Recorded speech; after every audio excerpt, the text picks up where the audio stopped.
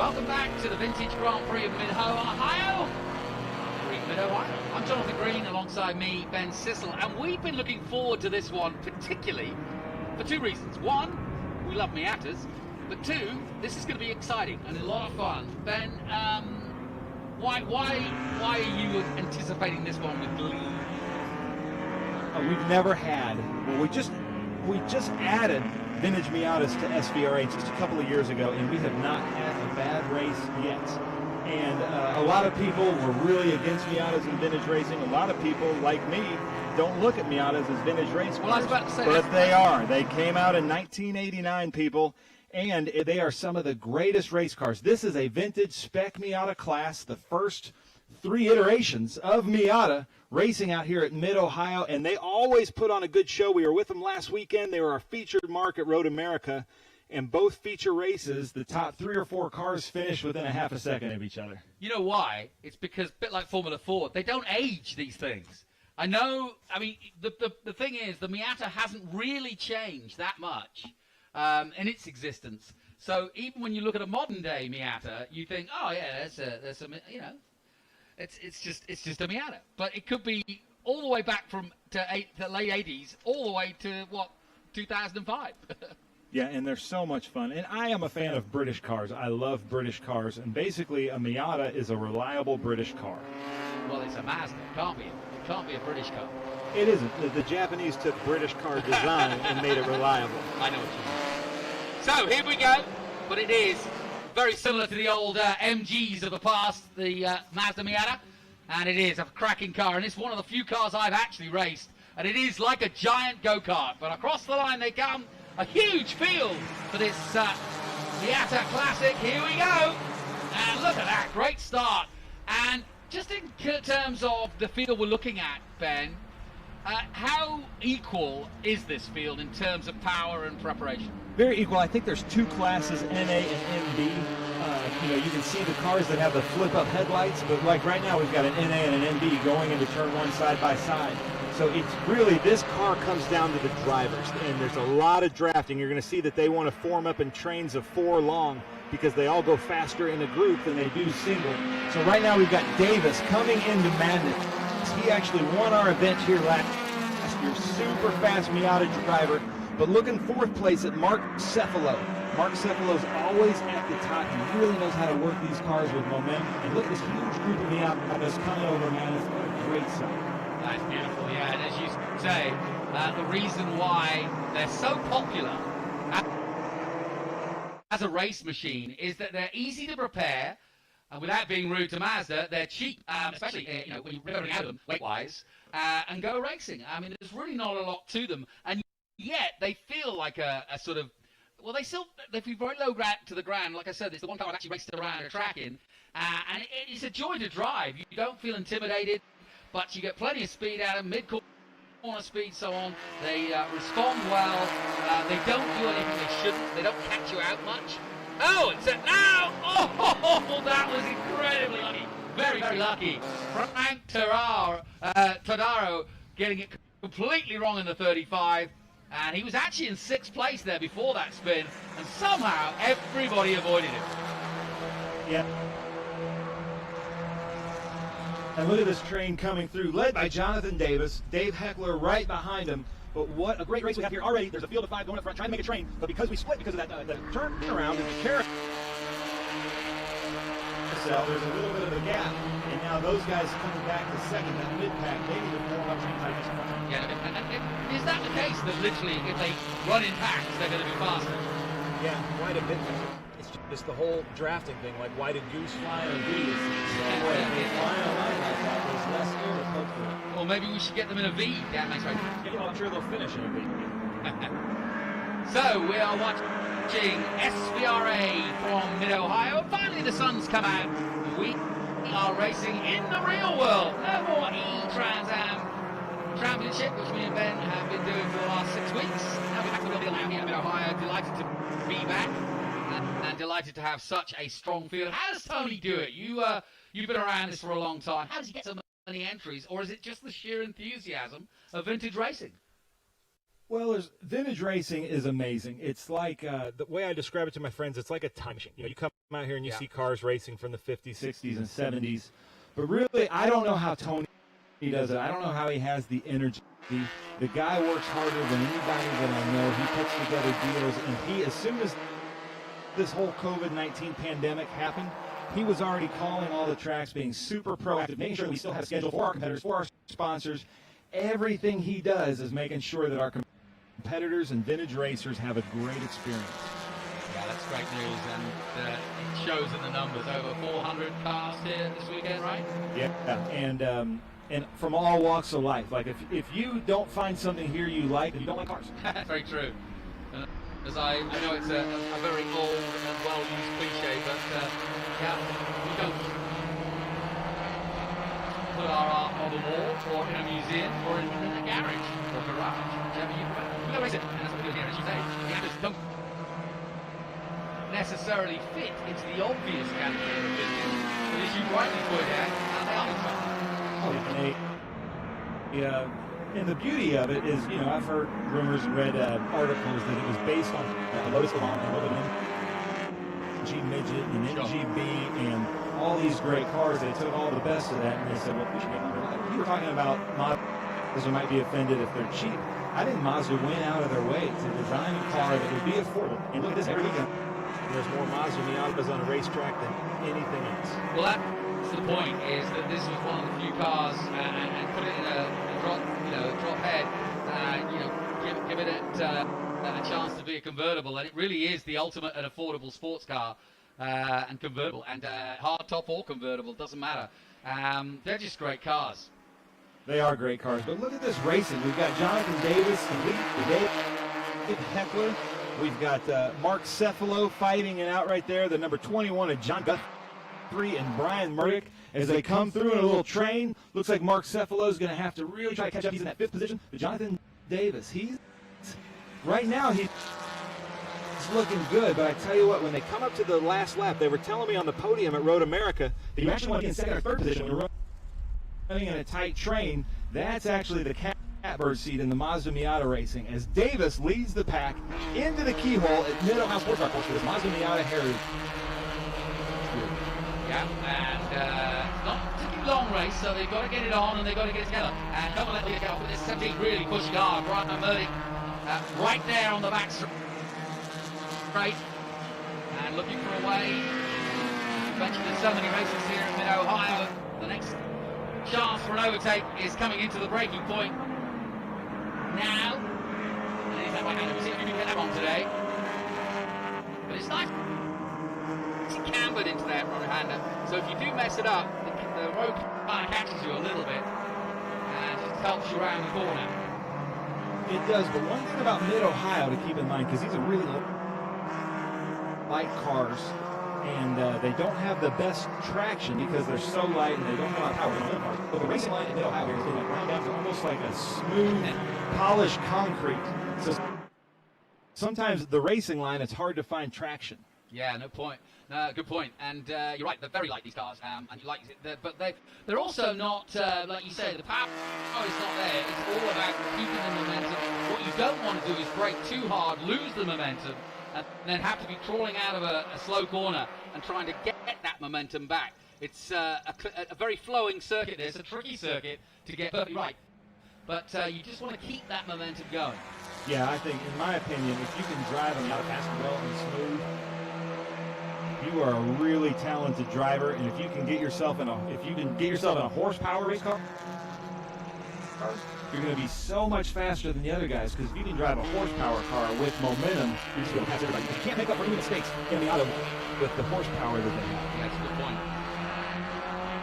So Jonathan Davis doing a really good job. There's Jeremy Butts in 6th place overall and 4th in the MB class.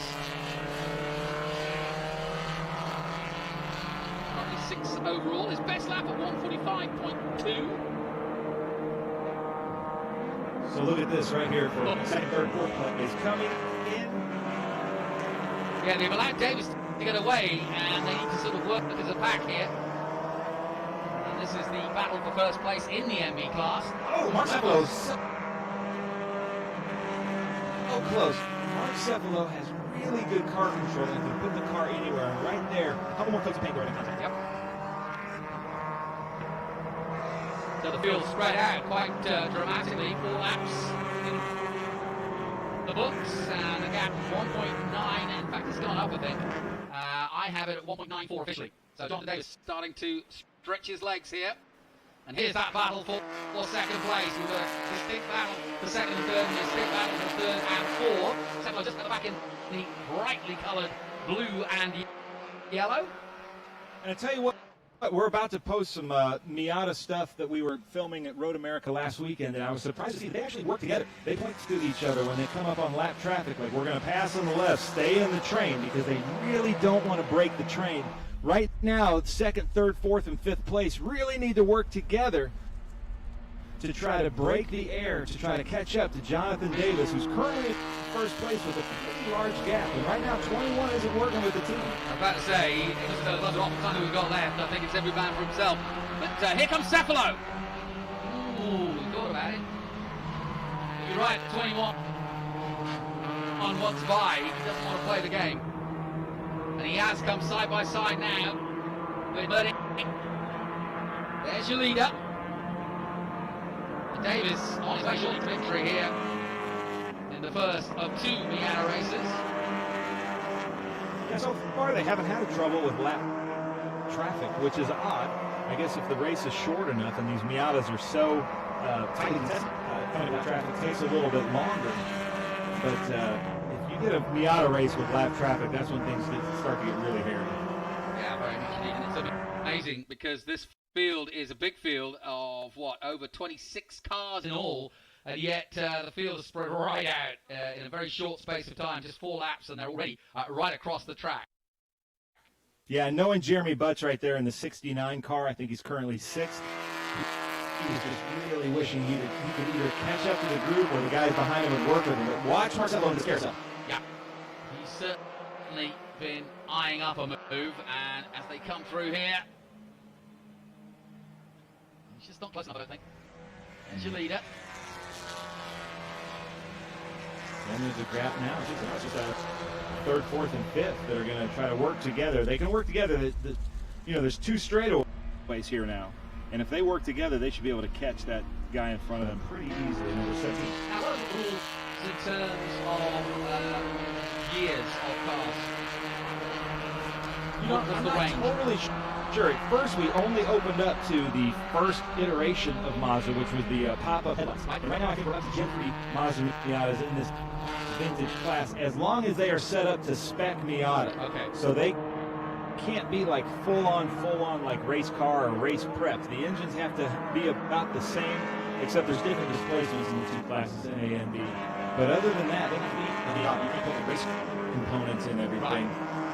And then they have to have all the safety features. But the great thing about this, it was really funny because you could buy a spec Miata from Sierra, a pretty good one, between $5,000 and $10,000. But almost overnight, as soon as we announced this class, the prices for those shot up, and the demand shot up, because everybody's like, I got one in my barn, or I have one in the back of my garage, because they don't take up any space. Yeah. Yeah, it's almost like dads will buy one for the daughters or a first car for a son, and it's like, we'll keep that in the family, And you're right, the price point is just, you can't beat it. It's a fun car to drive, whether it be going to work or at the weekend, and certainly in race trim, it's a heck of a lot of fun. And certainly Jonathan Davis is enjoying it. He crosses the line now, and he's got a good gap now between himself and Brian Murdoch in the number 17. Yeah, look at Cefalo, though. It looks like he's gaining. He's going to come into turn 1. He's probably going to follow, but look for Mark Cefalo to try to make a move here at the keyhole, which is turn 2. Ooh, he gets a tyre just on the grass there. Luckily, he's got away with it, and I don't think he lost any momentum there. He's pushing on, and the gap now 2.9 seconds to this group we're watching here, who are battling effectively for the podium here in the closing stages of this second race.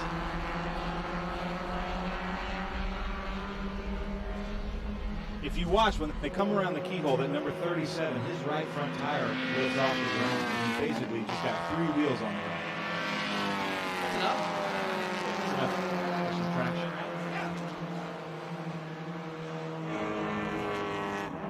Well, you say they fight trains, but the train has been unhinged and unhitched, I think. guys are pretty much now not fighting against each other, not with each other to try and get to the lead. Then they've given up. 3 seconds is enough. Now it's a case of who wants the podium. Yeah, and remember, there's 2 classes in this.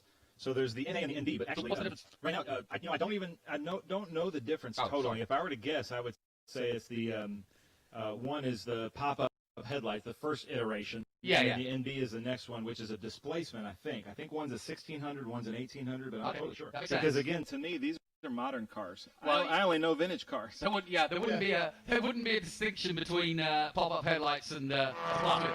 Yeah, no. But that's just kind of it will be displacement, I'm sure, and I think you've got the numbers right. 1600 and 1800 makes sense. But so what's funny is the smaller displacement cars are for first, second, and fifth. It's the final lap then. Jonathan Davis on his way to a romping 3.5 second lead. There he is, just coming into shot there, out of shot. But the battle is on for 3rd place here for sure. And it's a 3-way battle. There's the next car down the road. And that is Michael Bond, I believe, in 7th place. Yeah, no, sorry, that's Jeremy Buster's going through. There's the number 1, 2, 3 of Michael Bond. And this is the final lap then in our Miata Heritage Cup. It's just so much fun to watch these guys. Look, we have a little trouble at the carousel. 2 cars off at the carousel there. Oops. We don't see that on camera, but we're looking out our window right now. Oh, yeah. You can see that, yeah. Well, I think they're both going to make the pits, yeah. In fact, yeah. And they're following each other into the pits now after basically realising that there's no point in going for another lap.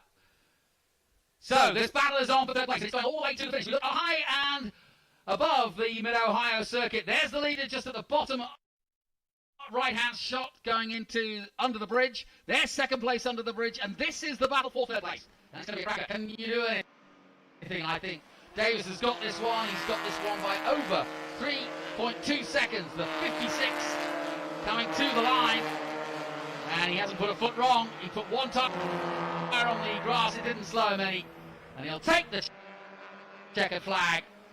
And in fact, no change of position, so it is Davis first, 30 seconds, and John Guthrie taking the 3rd place on the podium. Dave Heckler finishing 4th place. And Mark Cephalo, in the end, finishing at the back of that group in 5th place. Jeremy Butt 6th, Bond at 7th, Schromer in 8th position, Ciofo in 9th, and Thomas in 10th position. You know, and I always tell people about these Miatas. If you want to become a really good race car driver, you can ask Ernie Francis Jr. He started in these.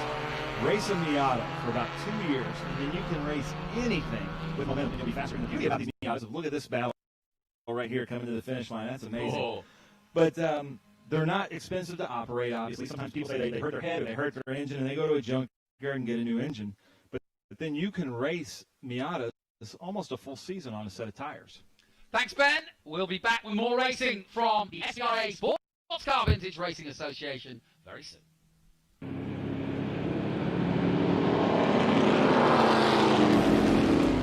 Hey race fans, it's the start of a brand new decade, so don't be on the outside looking in. Straddle the technology fence with us and be part of all the action at every round of the 2020 season. With our all-new app, you'll now have live global streaming of all the action from the heart of each and every track. Live scoring, race highlights, replays, results and team and driver news. Everything you could ever want to be informed of the world of Trans Am and SVRA. Download now on Apple and Android, the only place to get your muscle car media.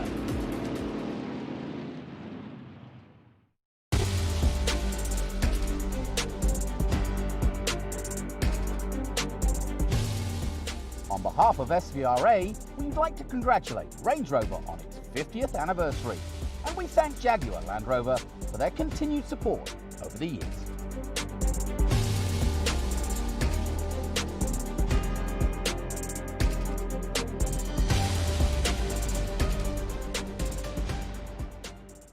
Keeping your pride and joy perfect is as easy as 1, 2, 3. Start with Slick Mist Speed Wax. Simply mist on and wipe off for a professional detailer shine. For your tires and trim, there's Lucas Slick Mist Tire and Trim Shine. Spray on and wipe off for better than new look.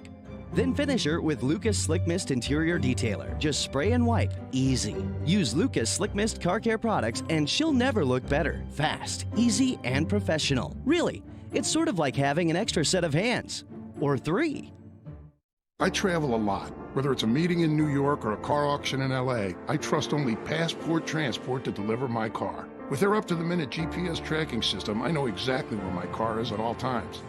They take the extra step to secure my vehicle's safety, and their pickup and delivery service is truly door-to-door. With Passport Transport, I know my car's in good hands, because they're car guys too. I'm Roger Van Ness, CEO of Kemp Auto Museum, and this is why I'm a Passport Transport customer. When hours invested become miles enjoyed. Whether you're customizing or building a car from the ground up, Hagerty protects your vehicle with guaranteed value coverage. Get a quote today at Hagerty.com.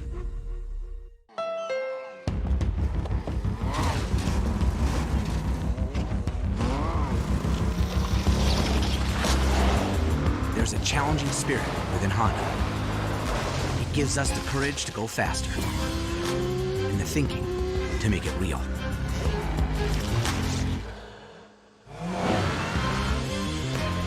Whether it looks like a truck, a sedan, or an SUV, inside is the heart of a race car.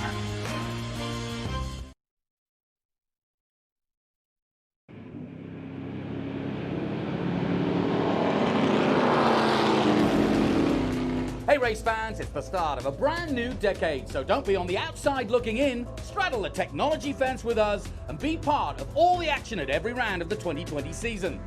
With our all-new app, you'll now have live global streaming of all the action from the heart of each and every track.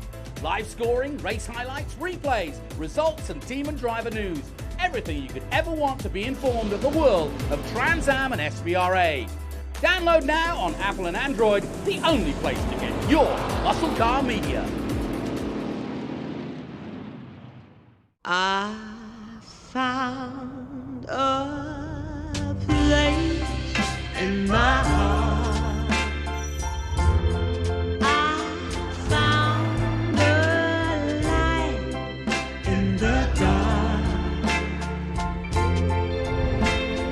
I found my heaven. The Range Rover Evoque. What if they sold tires online? We do. We're TireRack.com. They could offer lots of tires and help you find the right tire. It's called the Tire Decision Guide. Oh, and they could ship them to a nearby mechanic. We shipped over 7,000 independent recommended installers. This is an amazing idea. Sorry. Visit TireRack.com/Pirelli to find the full line of Pirelli tires. Pirelli, power is nothing without control. TireRack.com, the way tire buying should be. In full camo, with a pre-mounted optic and every feature you could ever want in a turkey gun, nothing can stop it. Except maybe the end of turkey season. The new V3 Turkey Pro from Remington. When the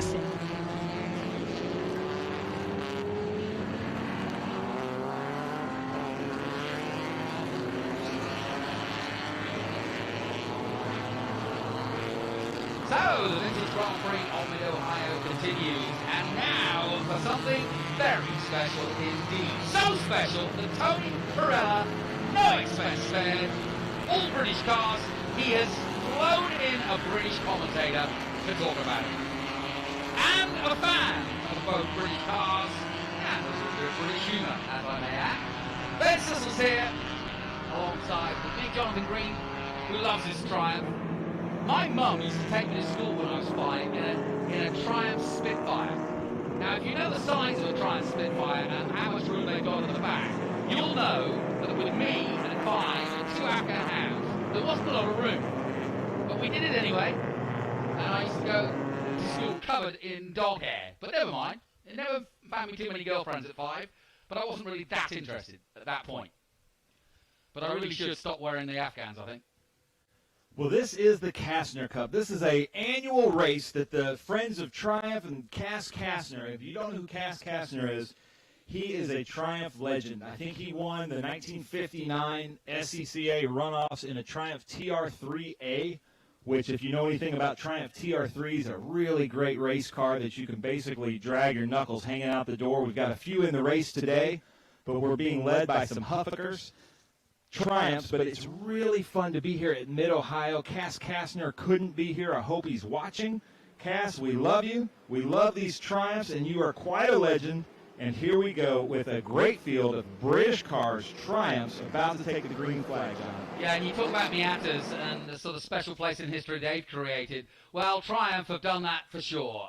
And their different iterations over the years have made it a classic car in every shape and form. And now you're going to see the very best of them at speed around Mid-Ohio. What a lovely sight. What a beautiful sound. So away they go, down and under the first turn here at Mid-Ohio. Joe Huffaker carrying the name in the Triumph TR7. Mike Munson and Sam Halkias in the TR6. So we've got a TR7 at the front, a TR6 and a TR6, and a GT6 of Alex. We got a TR6 in the front. Yes. A TR7. Now, the TR7 should be a little bit more aerodynamic coming through here, because if you look at the TR6, it's like a brick through here. But I had a 73 TR6 and loved it. Triumphs just have a lot of torque for a British four car. And the pass on the outside. Look at that. Oh. Coming into the turn. Freeway. How about that? Great stuff. Already, TR6 pulling away. Halkias still in third place at the moment. Well, second place, yeah. He's gone up to second. He's got ahead of the TR7 of Joe Huffaker. James Dolan also in the mix just behind in a GT6, and then Peter Dolan. Great. And already, yeah, a group forming at the front of some 6 cars, just pulling away slightly and getting a run on the rest of them. And a great thing about vintage racing with these guys is for the love of racing and the cars. And you're going to see a lot of great battles up front like we're seeing right now. And then you're going to see great mid-pack and back-to-pack battles. And number 11 tries to go on the outside right there in the carousel, but ducks back inside. Yeah, that was a pretty impressive move. He didn't quite pull it off, but look at this group coming through, and they are line astern here. Glad the rain's gone away for the open air wheels, for a lot of the open cockpits, because it would be a bit miserable out there without the windshield wipers. I love that car right there. We're going to have Peter Dolan at number 6. What a beautiful car that is. I was walking around the paddock talking to these guys, and there are some unbelievable cars. There's that Group 44 looking GT6 right there behind them. How much fun is it to be racing in British cars? 40, 50 years old. Yeah, and of course, when you look back in history, especially in American racing, it's not that Triumph doesn't have a place in American racing, because back before the muscle cars became the muscle cars, and we had the classic Trans Am races, the George Foreman's of this world and so on, it was the more nimble, lightweight British and European cars that ruled the roost, to be honest. And of course, the TR3s and the Triumphs were very much part of the scene here in America at places like Riverside and Bridgehampton, I'm sure. But that's when muscle cars came into their own, because they were like, how are we going to beat these nimble, dashed Europeans coming over here and showing us what to do? And that's when they stepped up and started bringing the Mustangs and started making their cars maybe a little smaller, but kept the power, and power to weight ratio became the key. Yeah, David, look at this, number 11, Huffaker going around number 28 right there. Mike Munson now in third place. We've had a change for the leader. And Sam Halke is now in first place in his Triumph TR6, followed by Joe Huffaker. And I'm surprised to see Joe back there, now back in third place. Yeah, it looks like they're just playing with each other out there. But what's really cool about this, it looks like the yellow TR6 has a little bit more power. But then, the mirrors. Yeah, and then Huffaker seems to have more, power down the long stretch. The Huffaker name has a huge, I've mentioned it before, has a huge name in California for preparing cars, for race car preparation, and so it's quite synonymous both in vintage racing and racing of the era as well. They've been racing for, what, 34 years now. Yeah, all British cars, but they go outside of that too. And you were talking about Triumphs, and we were calling the Trans Am race earlier. And there's some Triumphs in this field that race in the Trans Am series, and quite legendarily, I might add, if that's the only word. And watch them come over madness here. It's really fun to see how all these cars just, you can see where one is strong and one is weak as they come into the turns, but I'm really surprised to see 2 TR6s out front. Yeah, really impressive. But we really are now getting the best of the day. We were expecting this actually to be the rainy part of the day, but the rain has come and gone, thankfully. It's still pretty cloudy and humid out there, but we have got some sunshine as well for our Ohio fans who've come out en masse, I may add, to enjoy the racing here. And it is Sam Halkias leading the way in the TR6, Huffaker and Armis in third place, Munson, Primark in fifth place, Peter Dolan and Charlie Dolan. So that's a good battle between those two. Both of them GT6s. My favorite car here is actually in seventh place, the number 14 of Chuck Gee. And it's just a really cool Triumph Vitesse. And you don't see many Triumph Vitesses, and you especially don't see many on the racetrack. But there he is out there in a really cool livery, Triumph Vitesse, battling against a TR4. Why do you think there's not that many Vitesses out there? Well, first they just didn't make that many, especially on hardtop sedans. We have another change for the lead right here. Mike Munson taking over from Sam Halkias into the keyhole. We've had a lot of changes for the lead as Joe Huffaker gets right behind him. Yeah, it's a good three-way battle for the win. They're all using their mirrors, trying to see exactly where the competition is. You don't really need to use your mirrors because you can see it's right there. Huffaker's in third place, but he's already been leading and in second. Now he comes up for a move.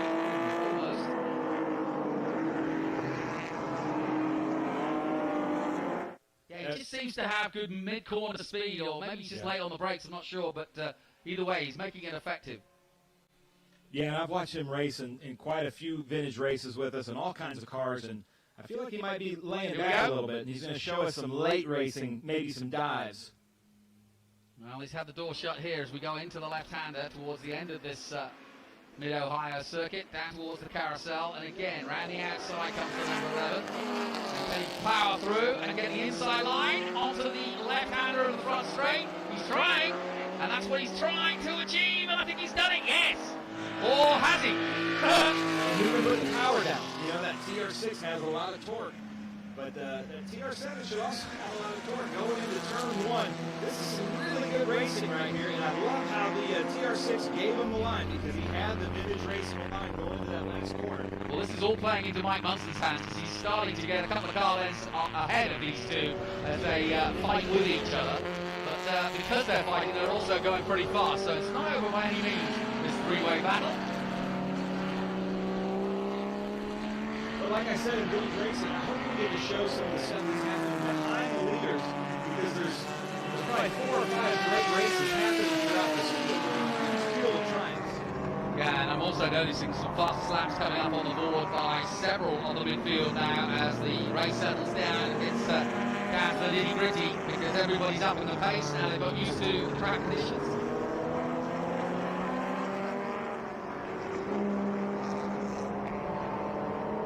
And now we come up to lap traffic right here.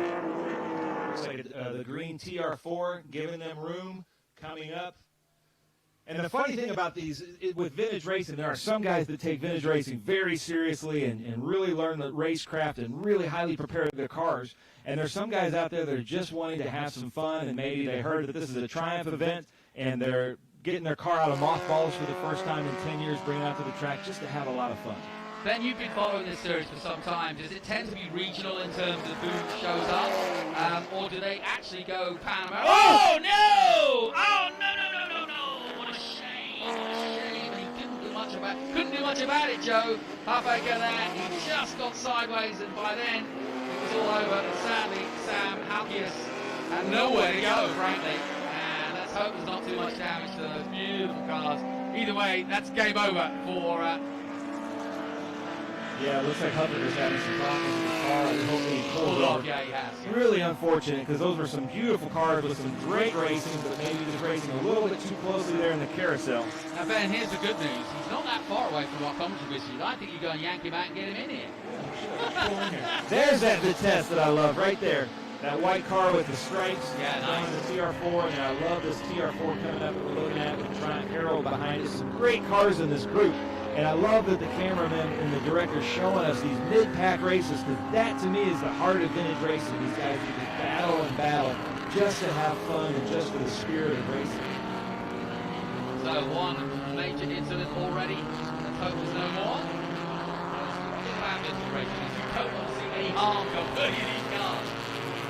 That's a beautiful. Oh yeah, this car right here, that Mike Jackson and his TR3. I gotta give a shout out to Mike Jackson, because when I started getting into vintage racing about 10 years ago, he was the first person to show me the rules, tell me what's good and bad in vintage racing, what you should and shouldn't do. He runs a company, a vintage racing organization, just like SVRA, another great organization called VDCA. They put on great events, and here he is. He said this is his 32nd year at Mid-Ohio, and he races a Formula V and a Triumph, and he's out there in the TR3, a beautiful car. Is now number 28. He's just out there by himself. Mike Munson's just in the catbird seat, just having a great time. Yeah, he's pulled way ahead now, and he's in the zone, no question about it, enjoying the sunshine. Last lap has been indicated. There's a yellow flag due to Huffaker.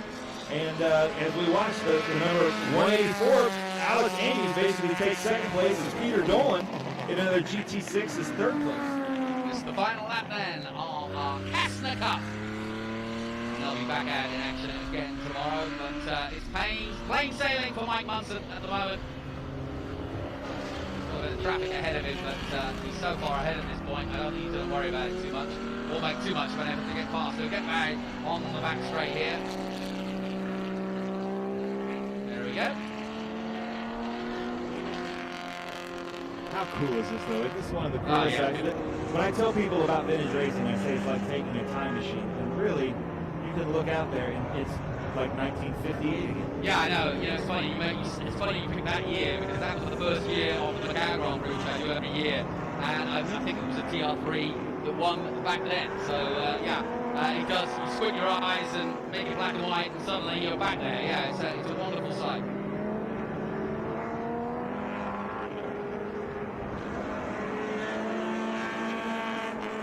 So, final lap then in our Kastner Cup. Race 1, they'll be racing again tomorrow afternoon at, let me tell you, it's at tomorrow afternoon at 2:55. So, just before 3 o'clock local time. We're on Eastern time here. And tune in for that. We'll be live streaming all day long again. And you can download the app. You've got a feature coming out on Triumph, so it'll be on the app, I'm sure.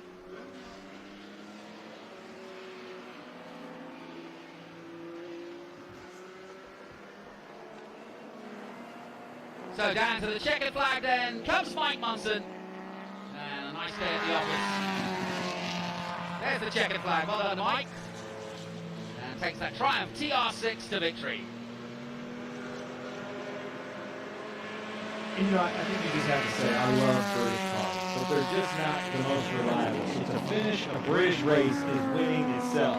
Not only the finish. I mean, to win the race is great, but just to come in, finish, and put it on the trailer under its own power is a huge victory. Yeah. Yeah, we took that moniker off Alfa Romeo, I think. Everybody wanted an Alfa Romeo, they never really, they were always on the side of the road. That was the joke back in England. And of course the joke's on us now, because we too make some pretty, not today, because we hardly make any cars today, but yeah. Not known for their reliability, but I don't know. Always There's fun. nothing more beautiful than those new Jaguars. Ah, that's very true. I wouldn't mind an F-Type.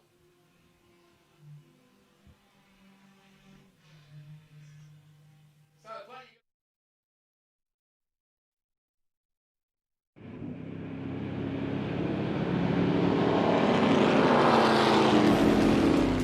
hey race fans, it's the start of a brand new decade, so don't be on the outside looking in. Straddle the technology fence with us and be part of all the action at every round of the 2020 season.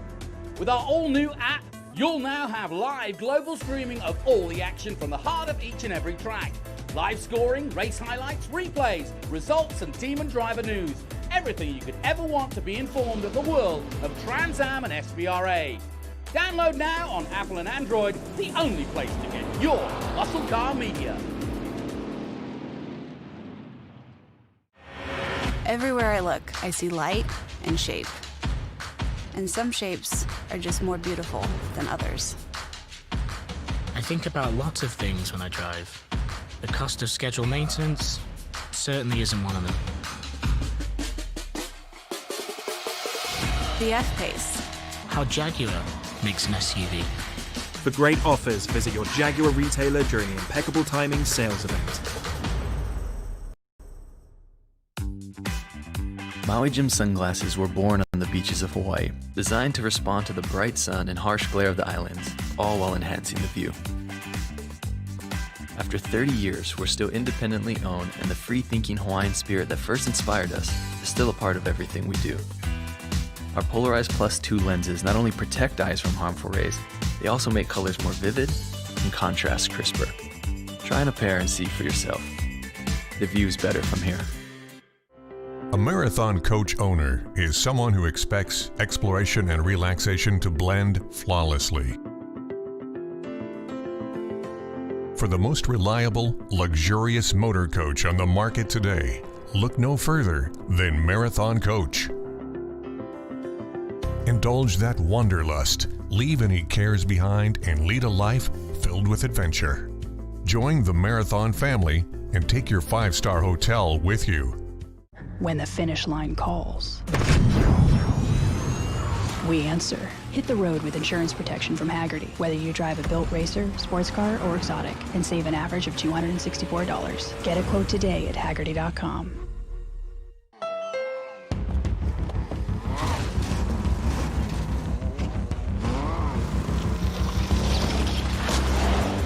There's a challenging spirit within Honda. It gives us the courage to go faster, and the thinking to make it real.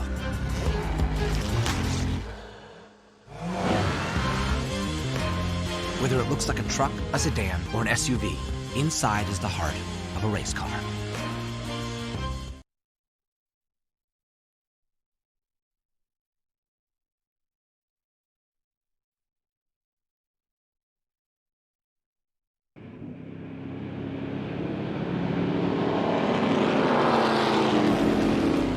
Hey race fans, it's the start of a brand new decade, so don't be on the outside looking in. Straddle the technology fence with us and be part of all the action at every round of the 2020 season. With our all-new app, you'll now have live global streaming of all the action from the heart of each and every track. Live scoring, race highlights, replays, results, and team and driver news. Everything you could ever want to be informed of the world of Trans Am and SVRA. Download now on Apple and Android, the only place to get your muscle car media.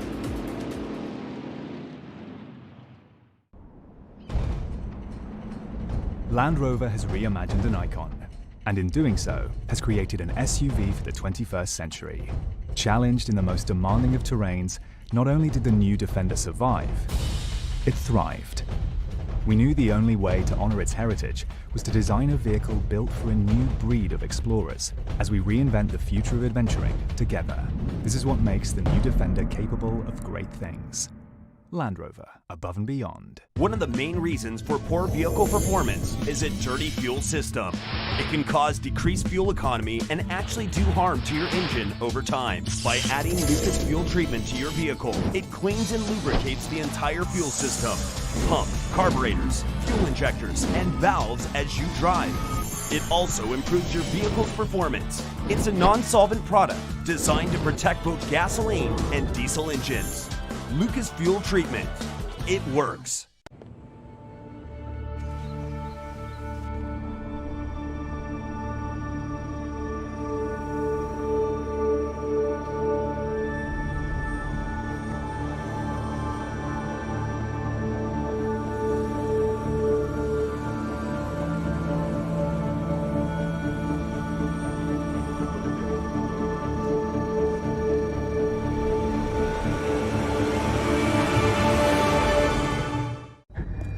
When the road calls,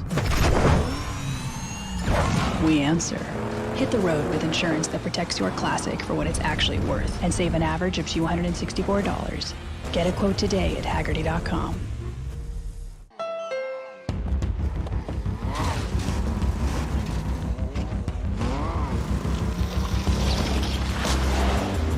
There's a challenging spirit within Honda. It gives us the courage to go faster and the thinking to make it real.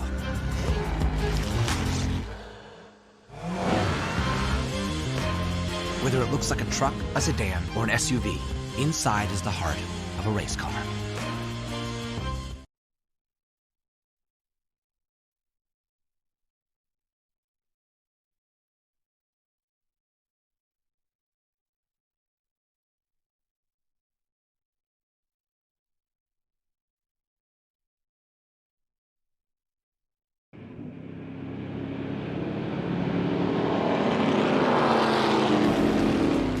Hey race fans, it's the start of a brand new decade, so don't be on the outside looking in. Straddle the technology fence with us and be part of all the action at every round of the 2020 season.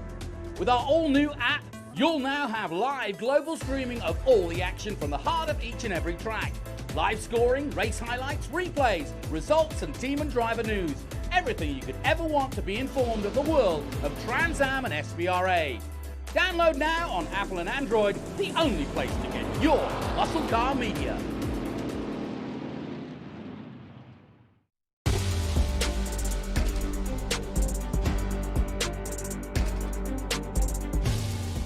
On behalf of SVRA, we'd like to congratulate Range Rover on its 50th anniversary, and we thank Jaguar Land Rover for their continued support over the years.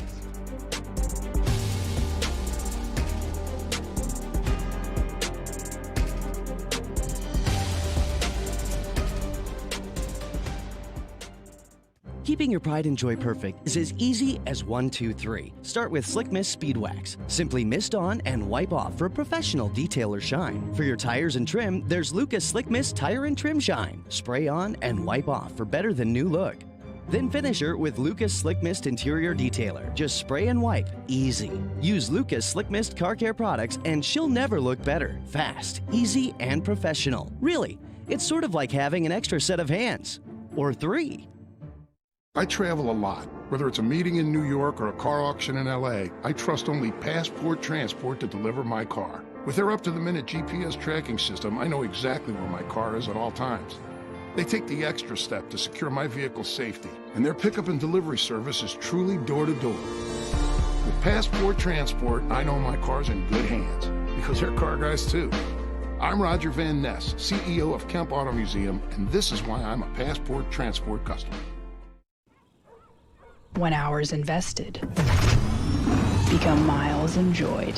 Whether you're customizing or building a car from the ground up, Hagerty protects your vehicle with guaranteed value coverage. Get a quote today at Hagerty.com.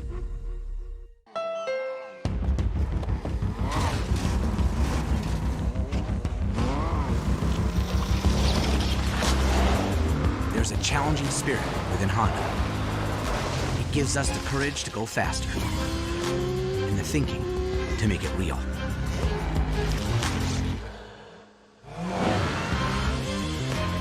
Whether it looks like a truck, a sedan, or an SUV, inside is the heart of a race car.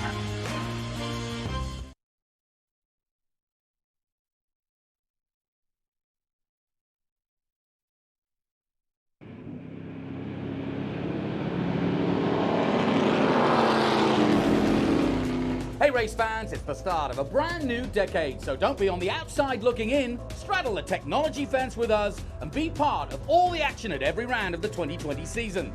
With our all-new app, you'll now have live global streaming of all the action from the heart of each and every track. Live scoring, race highlights, replays, results and team and driver news. Everything you could ever want to be informed of the world of Trans Am and SVRA. Download now on Apple and Android, the only place to get your muscle car media. I found a place in my heart. I found a light in the dark. I found my heaven. The Range Rover Evoque. What if they sold tires online? We do. We're TireRack.com. They could offer lots of tires and help you find the right tire. It's called the Tire Decision Guide. Oh, and they could ship them to a nearby mechanic. We shipped over 7,000 independent recommended installers. This is an amazing idea. Sorry. Visit TireRack.com/Pirelli to find the full line of Pirelli tires. Pirelli, power is nothing without control. TireRack.com, the way tire buying should be. In full camo, with a pre-mounted optic and every feature you could ever want in a turkey gun, nothing can stop it. Except maybe the end of turkey season. The new V3 Turkey Pro from Remington. When the finish line calls, we answer. Hit the road with insurance protection from Hagerty. Whether you drive a built racer, sports car, or exotic, and save an average of $264. Get a quote today at Hagerty.com.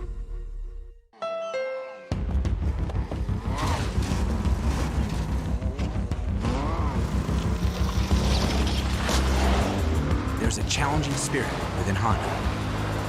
It gives us the courage to go faster and the thinking to make it real.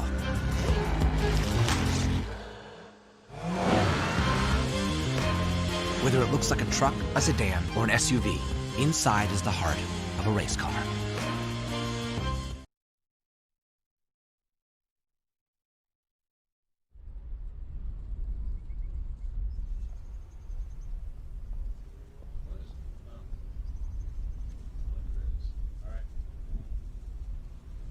Hey everyone, welcome back to Mid-Ohio. Jonathan Green and Ben Sissel here, and I know that talking of excitement, the man alongside me, Ben Sissel, is getting excited because what we've got in store now is S2000 and quite a good new story for the booth we'll be looking at. Well, first, S2000 is a driver class. You know, I love vintage race cars for the cars. But in this vintage race series, it's all about the drivers. These cars are set up just about the same. Most of them have a 2-liter Ford Pinto motor or something very similar. This class is for drivers because the cars are very similar. And there's different car makers out there, but I think the top 6 right now, Ben Sinnott is one of the highest talent in vintage racing. Henry Payne V, his dad Henry Payne IV, and his brother Samuel are both in this race. Mark Coombs, Nathan Sigliano, Brent Garner, Ron Sherwood, they're all going to put on a good show. I expect Ben Sinnott to maybe pull away a little bit, and the fight for 2nd to 5th place will be, 2nd to really 8th place should be really good. Like in all vintage races, that's pack racing, so you're going to have your front 8, your mid 8, your back 8, and then there's going to be fights all the way through. There's my favorite car in the field right there, that 917 livery car, the red and white car. But Mid-Ohio, we do S2000 races here quite a bit, and it's always a great showing because this is a really technical, difficult, twisty, slippery track. And since this is a driver class, we see who's the most talented very quickly here. Yeah, and there's no question, obviously they're dominated by Lolas, the odd Swift out there. Yeah, this is a really exciting class. And what I like about it, we got a close look at these cars yesterday with the Paynes, and we'll talk about that in a moment. But what I love about them is they're very lightweight, the Lolas, and that's what Lola are sort of synonymous with, is making a good, reliable, fast, low to the ground, light car with plenty of torque. Yeah, we've got a lot of different manufacturers. Lola seems to be the biggest one, but Carbeer's really good. Tiga, Swift, Shrike, as they come down here to take the green down. Here we go. So, S2000, side by side as they head across the line, the green flag waves, and we are racing here at Mid-Ohio. And a good clean start. Oh, and look at this, 2x2 into the first corner. That's not easy. They pull it off with a plume. Nicely done. Yeah, look at that. Some of them are 4 or 5 wide coming into the keyhole. These guys really do not give each other an inch. As Henry Payne tries to look into Ben Sinnott. Right in the middle of that track, the number 94, a bit of a wider car, Graham Adelman, and in the all black 94. And everybody safely through, and now down the back straight. We open them up. There is Henry Payne V. Henry V, as you like to be called. And Nathan Sigliano is in that like martini-looking livery back there. He's a really good driver. He does really well here at Mid-Ohio. But Ben Sinnott right there in the lead. He races with Sasco. He's been a longtime student of Peter Krause, who's kind of Mr. S2000, a great racing instructor. He teaches some of our driving schools, and I got to sit in one of their sessions one time, and I learned more in that 5 minutes than I did in all of high school. It was really cool to see, and Ben just really loves racing. He's always one of those people that's always learning. He races in several different classes. And Henry Payne V, I was talking to him yesterday, he really wants to catch Ben at some point on this track. Look how quickly they spread out as well. I mean, no question that Sinnott's got a charge on, and he's pulled away, and like you say, really interesting liveries out there. Great sound too as they fly past our commentary position and into turn 1, and it's Sinnott, Payne in second, Coombs third. Gurnett, is it Brent? Gurnett? Brent Gurnett. Gurnett. That's it. And there he is in the 76 coming on the inside. Thought about it for a minute, did Brent? He did, and I love this. You look at the shape of the car. Sometimes you'll see these guys not put cameras on the noses. You'll see them just go underneath down there at Madness, just trying their best. They race so close and so tight. And most of these guys up in the front, let's say 12, they all know each other really well. They trust each other. They know what each other's going to do. And Mid-Ohio can really separate the really good drivers, because you go off here in one of these cars, kind of like a Miata. These are momentum cars. You know, they're 2-liter cars all set up about the same. But if you lose your momentum, you're really not set up for the next 3 or 4 cars. So the bright sunshine of Mid-Ohio here. We're right in the heart of Ohio, between Cleveland and Columbus. That's where the Mid-Ohio circuit, just by Madison, is situated. And it's been here a long, long time, out in the hills and the rolling hills and cornfields of Ohio.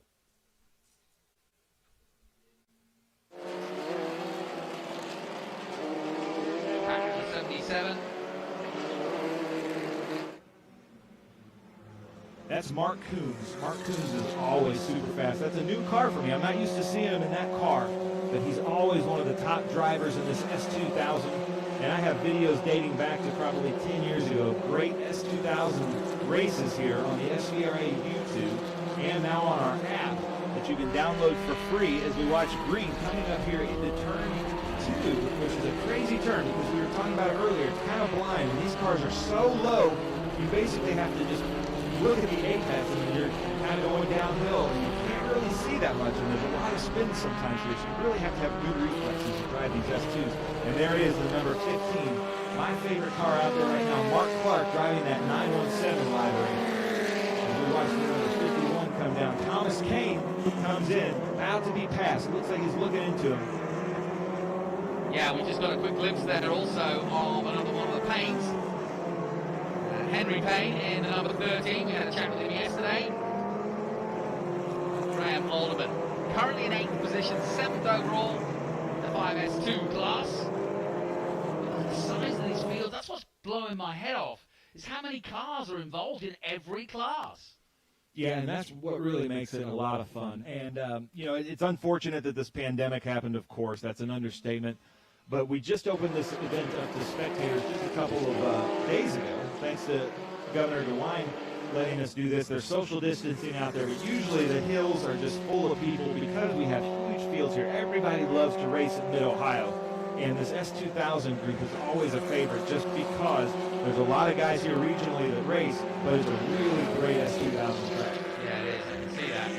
Yeah, they're glued to the ground, aren't they? And just a joy to watch. But the field's spreading out quite dramatically now. You saw Henry Payne going through there. He's in 12th place, chasing Gibbon Jr. there in the Doran JE1. There he is. Ooh. He's fighting it, that's for sure. You can see his hands working in the wheel there, Henry. Yeah, so Henry Payne, you know, it's really funny because in vintage racing, there's a lot of father, sons, father, daughter. Actually, we talked about Graham Edelman out there, and he's here with his wife, Sharon Edelman. Usually, Owen Edelman's racing in this, so that's a father, mother, son racing. And it's just really fun, but what happens is the dad teaches the the child, the racecraft, and then the student becomes the master. And right now, Henry Payne V is beating Henry Payne IV at Mid-Ohio. Yeah, as the most senior said, there's a lot of pain out there when we're racing. Yeah, they make up a lot of field, and it's really fun to watch these guys race. And I just love watching this class. Yeah, it's deceptive. They're very quick cars. Not as quick as some of the cars we see in action, but these guys are so nimble. There he is. There's another Payne, number 13. He's being chased by the 15. Mark Clark in the Swift DB5. This battle right here with Mark Coons and Brent Gurney, that's going to be quite a good battle. I was expecting Rob Sherwood to be up there. Where did Rob go? He's down in fifth at the moment. He's quite some way off this battle. There he is, Sherwood in fifth. Yeah, he's usually up there mixing up with these guys. And again, that's Ben Sennett, just a super fast driver. He races a cool, Indy car with us sometimes as well. But he loves these S2000 cars, and I've seen him start from the back of the field just for fun and work his way through and finish the race in first. He can pretty much put a car wherever he wants as Henry Payne V really dramatically tries to catch up to him. Do some of these drivers do modern racing as well as the historic? Yeah, a lot of our drivers do that. A lot of our drivers will race sometimes in Porsche Cup or Spec Miata or in different race groups. And but they love these cars because you're driving this car. You know, you show these cars out there. There's no modern technology. This is probably the closest thing to an actual race car. Yeah. It's just a little bit bigger, a little bit more power. But like I said, this was developed to just be a driver class. And that's what it looks like. Once you take the fiberglass bodywork off, that's what they really are, in my mind. It is a giant go-kart. And I don't mean that disrespectfully, I mean it in the most anticipated way, because, there's so much fun to be had in a low-slung go-kart where you're low to the ground and the speed just really feels even higher than it really is. And so these give you exactly the same, dude. Yeah, and I don't think they would look at that phrase as derogatorily. In fact, that's how they usually describe it. Fair enough.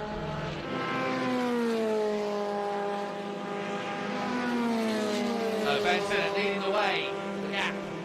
Some 6 seconds to second place Henry Payne, the fifth. The man we've been looking at, Coombs, in third place at the moment, holding off Gurnett in fourth, and Rob Sherwood still fifth. I love these drone shots, don't you? Oh, they've been magnificent all day. And like I said, it's a really great way to see the battles and to see how they're starting to form into battles too, especially through this right-hander. You really get a sense of the gaps between each and every car.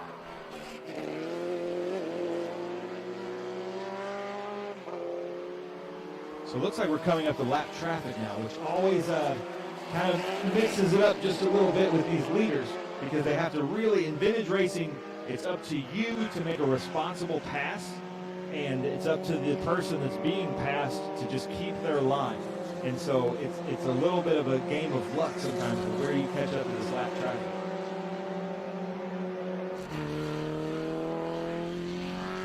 But this is the battle to follow right here, 77, 76, the battle for third between Mark Coons and Brent Gurnett. Mark Coons in front, Brent Gurnett in back, both in Lola T90s.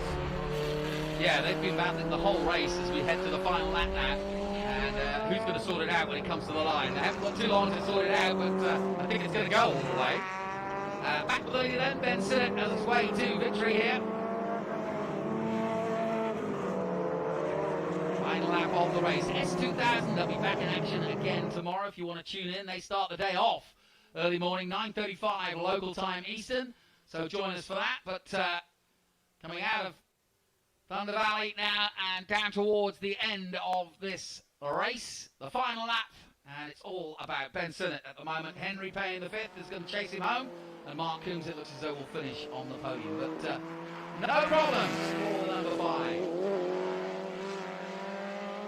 Into the carousel he comes, past our commentary position, we give him a wave. He takes the checker flag and wins S2000. Or Sports 2000, I suppose you should say. Yeah, but the slang term is just S2. I race an S2. Fair enough. There's Rob Sherwood taking the checkered. You know, I'm impressed. We're in Mid-Ohio with huge fields of cars, and we haven't had a full course yellow. Gosh, that's awesome. You're right. Now you've done it. Yeah, exactly. But nice job, especially in the S2000 class. Yeah. Really good. So another one in the bag. We've got more races to come. We've got Group 1, 3, and 4 coming up. What are those, Ben? My favorite group. Okay. Well, tell me I about love this group. And there's a group of about 6 guys in this class. Zapata Racing from Nashville. It's the reason why I'm here. These are the guys that got me into vintage racing and have, you know, really I just owe them everything because I have so much fun doing this. You know, it's not a job. This is what I would do if I had the choice to do whatever I wanted to do. And here I am, which is quite an honor. But the actual race cars, the British, the small bore race cars, there's some Corvairs in this group, a Lotus 7. This is my favorite group. I'm super excited to call the race for groups 1, 3, and 4 at Mid-Ohio. And then after that, we've got another international GT race, and that'll be followed by qualifying for TA2. They'll be in action tomorrow. Big TA2, that's a feature race starting at 1:45 p.m., the big feature TA2 race, as Rafa Matos and the boys go head-to-head. So that concludes our S2000. More racing to come here from Mid-Ohio. Stay with us.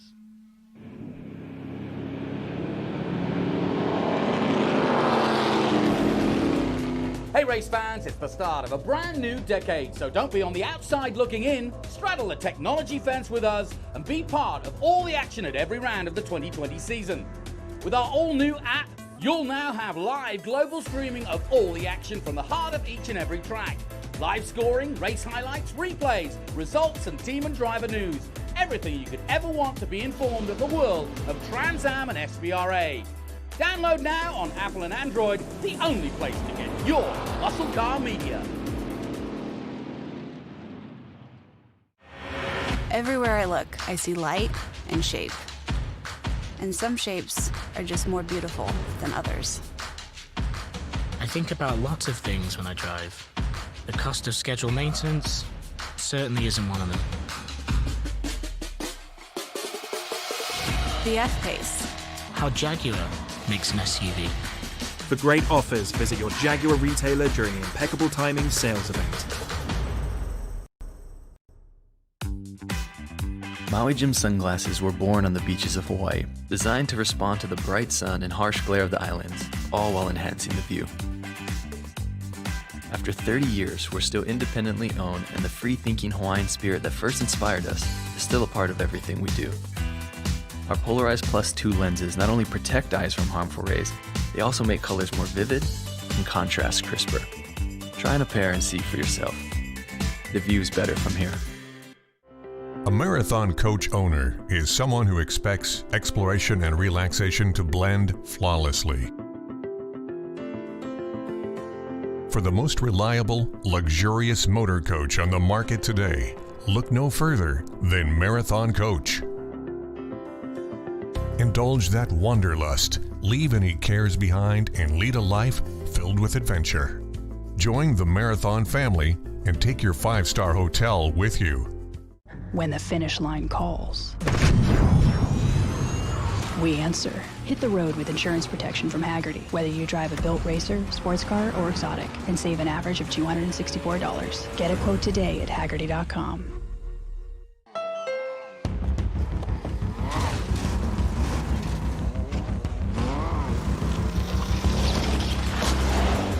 There's a challenging spirit within Honda. It gives us the courage to go faster, and the thinking to make it real.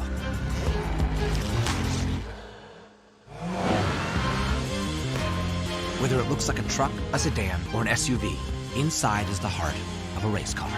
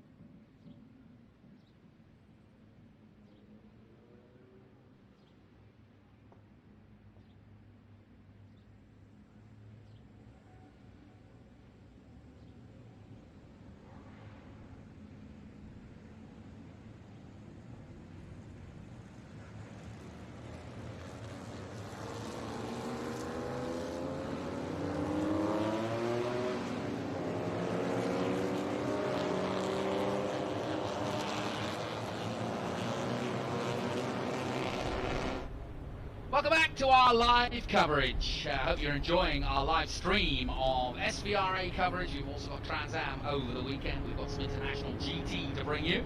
We just saw the S2000s, or the S2s, as I'm rightly informed is the way to be called, by Ben Sissel, alongside me, Jonathan Green, and Ben is, well, as excited as I've seen him in a while. Giddy. This is Why? my favorite Come on, group. tell me why. I love all cars, but in my opinion, these are the only cars we have. The small bore British cars, the German cars. I just love these little European sports cars, kind of where racing came from. You know, these were the Mazda Miatas back in the day. Yeah, they were. That's my friend right there, the Chief Carl George, and that beautiful MGA. And look at this Maserati.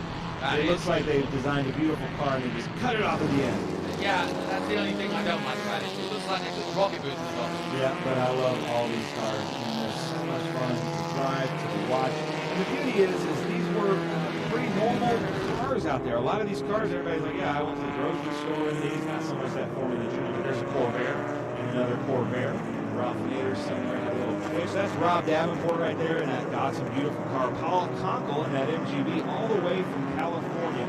Doug Radix, a 190 SL. Look, what I love about this group, as opposed to the modern racing, is all the cars are so different. You have rear engine, rear wheel drive, air cooled cars in this class. You have front engine, rear wheel drive. You've got front wheel drive, front engine. It's just everything. So the cars all look different, different lines. It's so much fun. These are groups 1, 3, and 4, which means you've got small bore and kind of smaller bore cars out there.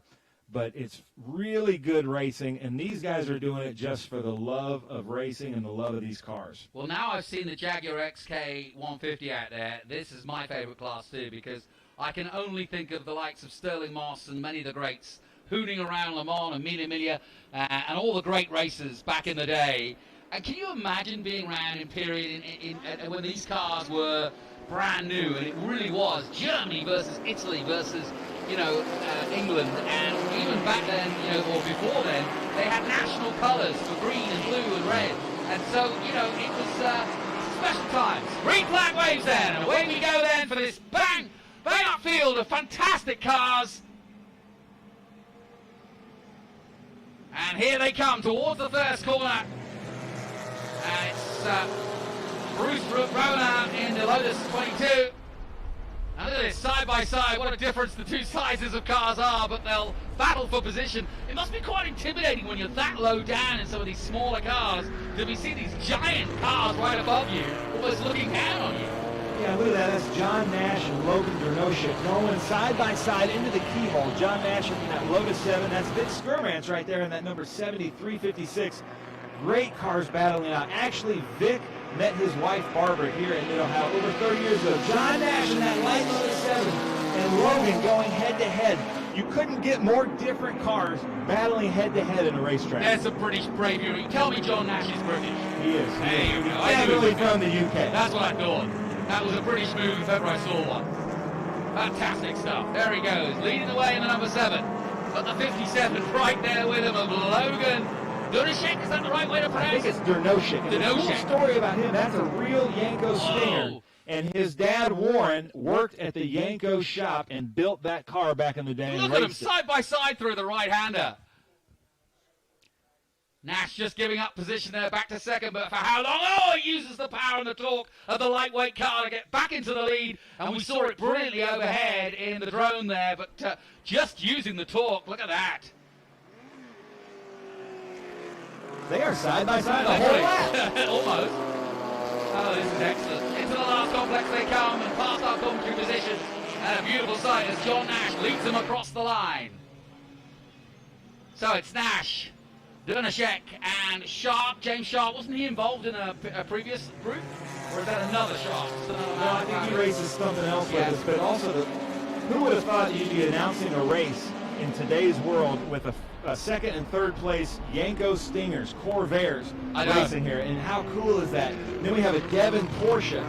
Devon was a body maker that sold bodies, and you could decide what kind of drivetrain you wanted in there. And then there's Revenow in that beautiful, was that Lotus 22 Formula Junior. He's a brave man being out there with these closed wheel cars. Well, like I said, it must be pretty intimidating being that low. It was all the same cars. It'd be one thing to be really got to think about where you overtake, like here, and how you overtake, because every car is so different in this group.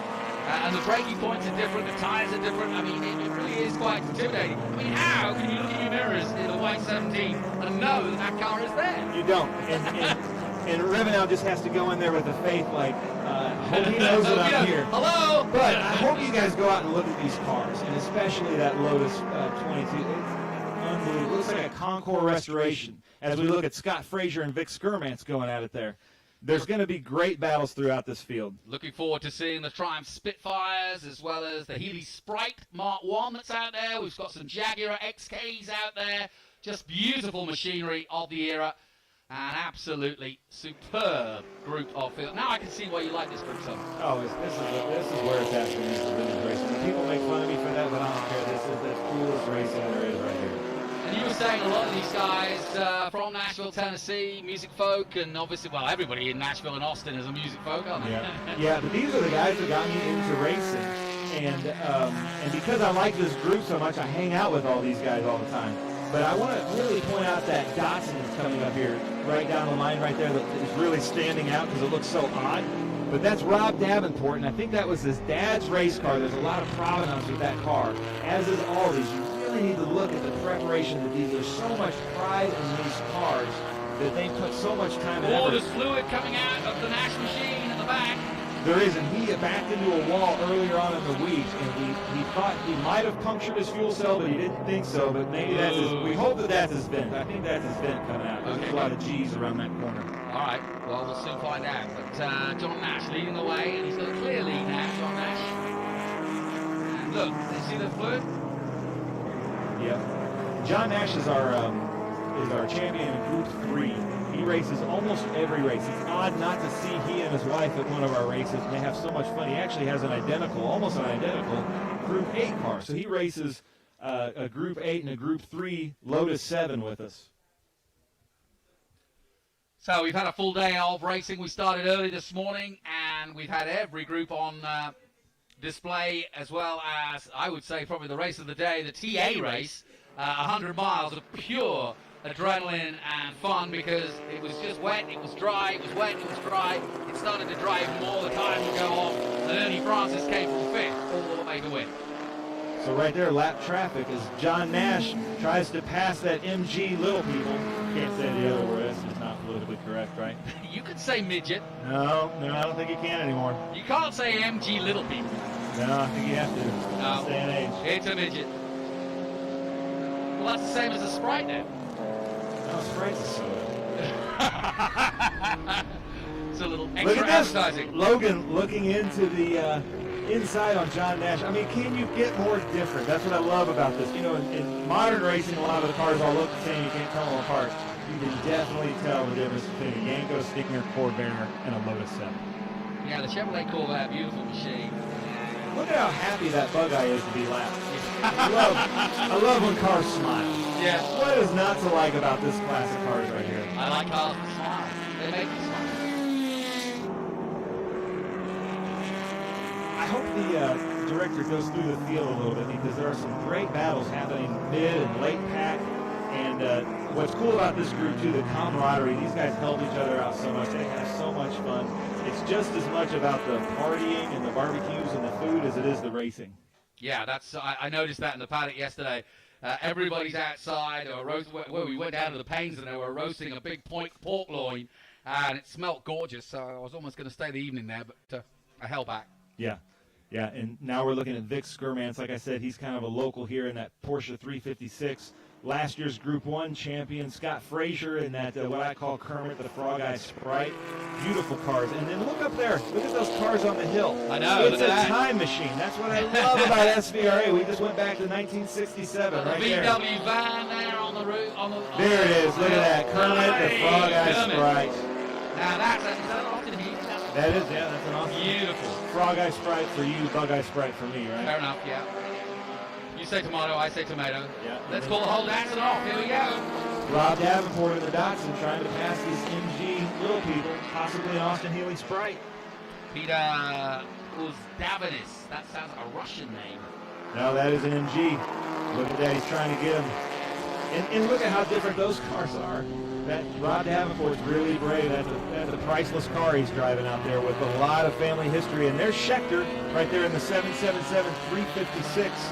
And Todd Cruz really getting fast in that dark green Austin Healey. Look at how much fun that Austin Healey is having racing with that Porsche. I have to say, I said the Jaguar was my car, but now I've seen the 777 Porsche, I'm kind of like, I've got my eye on that now. And as you say, these cars are priceless. I mean, you know, I'd hate to see that 777 get into a situation, but this is what they were built to do, and this is what they are doing right here in 2020, and it is a joy to be part of it.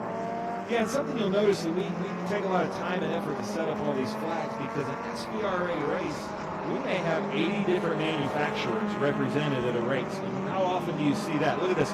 You got a rear-engine Porsche air-cooled racing against a front-engine Austin Healey Sprite with an MGB back there, a Cypher. Just really cool race. These guys, you know, aren't even in the same class. Todd Cruz is in Group 1, and the MGB and the 356 are in Group 3, but they're having so much fun out there racing each other.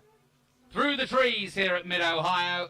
The clock ticking down on another cracking race. This is Group 1, Group 3, and Group 4. They'll be back in action again tomorrow. And, in fact, they'll be on at 10:35 local time here in Ohio. Just one lap to go. Here's your leader. And it's been a masterful display once again by John Nash. Final lap. Oh, and they're coming up to some light traffic here. You never know what you're going to get there. Right there, that's my friend Carl George, the Chief. That is the man that got me into this in that MGA twin cam Sebring coupe. It's actually not a twin cam, and that's a tribute car to the Sebring cars that MGA raced back in the day. Beautiful car. And that man has been racing in Mid-Ohio for over, he started racing here, I think, in 1982, and he's still out there racing with us. So this is the final lap, and John Nash has led throughout most of it. And putting on a really good display, too. As he takes the Lotus Super 7. I think Logan's looking at him. He is having a look, isn't he? Logan wants to win this race. He's got the power. He's got the power on him. Logan going for it. Here we go. You can see from overhead. These are two really good drivers that respect each other. They're going to give each other room. I'm sure John Nash is scared to death because I bet that looks like a house behind him. Yeah. Well, it's back to the glory days of America versus the UK when it comes to cars, as the Corvair trying everything it can to stay on pace with the Lotus Super 7, but I think it's going to be Nash as we come down to the final corner. And yes, still the fluid pours out the back, but it's the 7 in the Super 7 who takes the win here at Mid-Ohio and waves to the crowd as he comes underneath the bridge. Great racing, good fun, and a good display. Beautiful cars.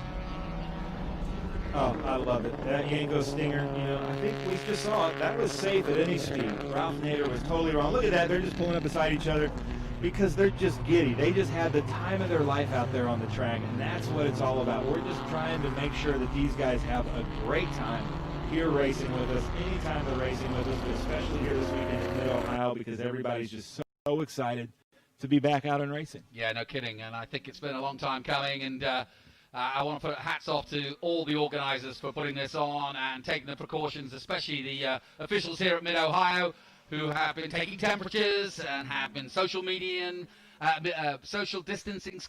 and putting up the signs and making sure that everybody's got the right wristband on so they know they've been checked. And so it's a very careful procedure and making it safe to go racing here this weekend, and delighted to be here, absolutely.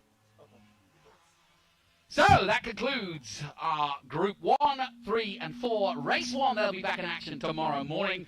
I told you it'd be awesome. You did. So we'll take a short break. We'll be back with more action from Mid-Ohio as coming up next. It's the International GTs.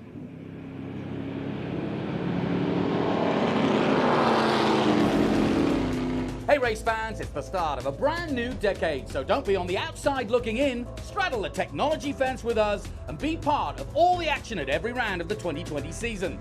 With our all-new app, you'll now have live global streaming of all the action from the heart of each and every track. Live scoring, race highlights, replays, results, and team and driver news. everything you could ever want to be informed of the world of Trans Am and SVRA.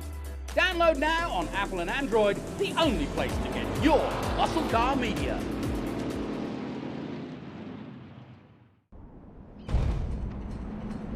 Land Rover has reimagined an icon, and in doing so, has created an SUV for the 21st century.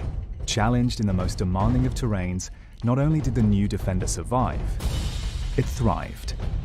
We knew the only way to honor its heritage was to design a vehicle built for a new breed of explorers, as we reinvent the future of adventuring together. This is what makes the new Defender capable of great things. Land Rover, above and beyond. One of the main reasons for poor vehicle performance is a dirty fuel system. It can cause decreased fuel economy and actually do harm to your engine over time. By adding Lucas fuel treatment to your vehicle, it cleans and lubricates the entire fuel system. Pump, carburetors, fuel injectors, and valves as you drive. It also improves your vehicle's performance. It's a non-solvent product designed to protect both gasoline and diesel engines. Lucas Fuel Treatment. It works.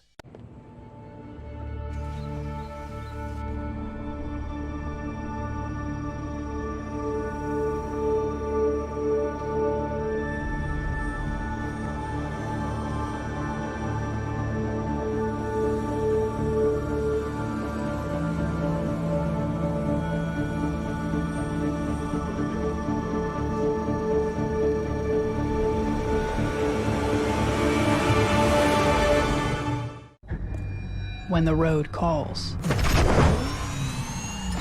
we answer. Hit the road with insurance that protects your classic for what it's actually worth and save an average of $264. Get a quote today at Haggerty.com.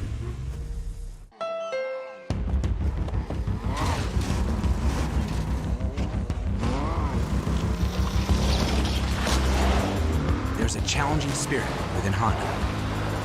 It gives us the courage to go faster. The thinking to make it real.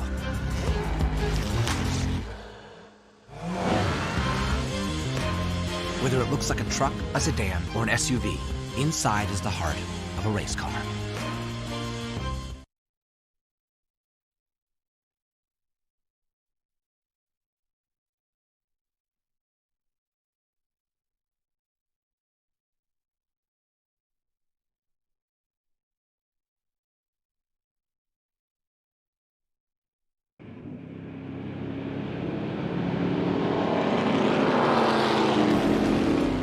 Hey race fans, it's the start of a brand new decade, so don't be on the outside looking in. Straddle the technology fence with us and be part of all the action at every round of the 2020 season.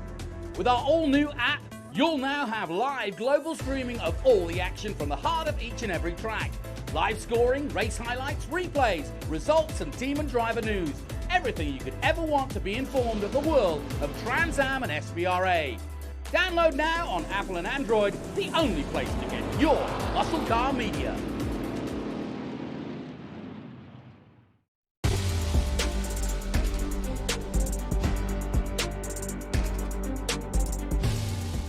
On behalf of SVRA, we'd like to congratulate Range Rover on its 50th anniversary, and we thank Jaguar Land Rover for their continued support over the years.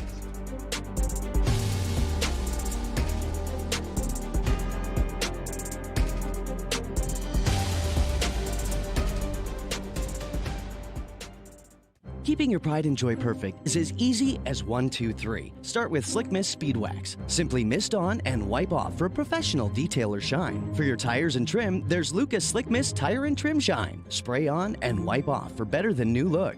Then finish her with Lucas Slick Mist Interior Detailer. Just spray and wipe. Easy. Use Lucas Slick Mist Car Care products and she'll never look better. Fast, easy, and professional. Really, it's sort of like having an extra set of hands. Or 3. I travel a lot. Whether it's a meeting in New York or a car auction in LA, I trust only Passport Transport to deliver my car. With their up-to-the-minute GPS tracking system, I know exactly where my car is at all times. They take the extra step to secure my vehicle's safety, and their pickup and delivery service is truly door-to-door. With Passport Transport, I know my car's in good hands, because they're car guys too. I'm Roger Van Ness, CEO of Kemp Auto Museum, and this is why I'm a Passport Transport customer. When hours invested, become miles enjoyed. Whether you're customizing or building a car from the ground up, Hagerty protects your vehicle with guaranteed value coverage. Get a quote today at Hagerty.com.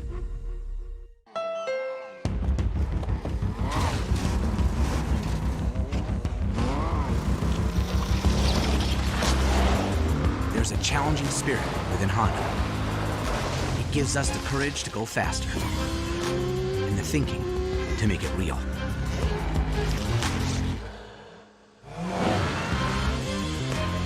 Whether it looks like a truck, a sedan, or an SUV, inside is the heart of a race car.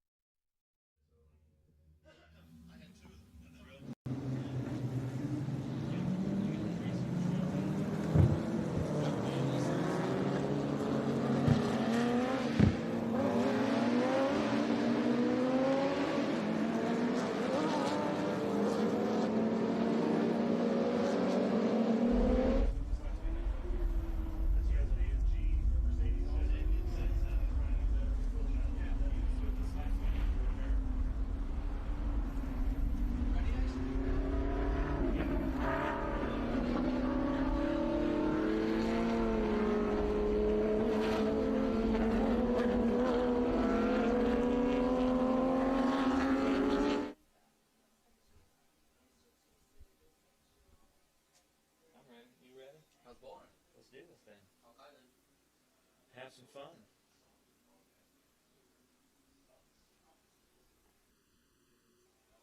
That Acura pace car looks old compared to this race group. That's the vintage car out there right now. Yeah. So you're just waiting for the logo to pop up?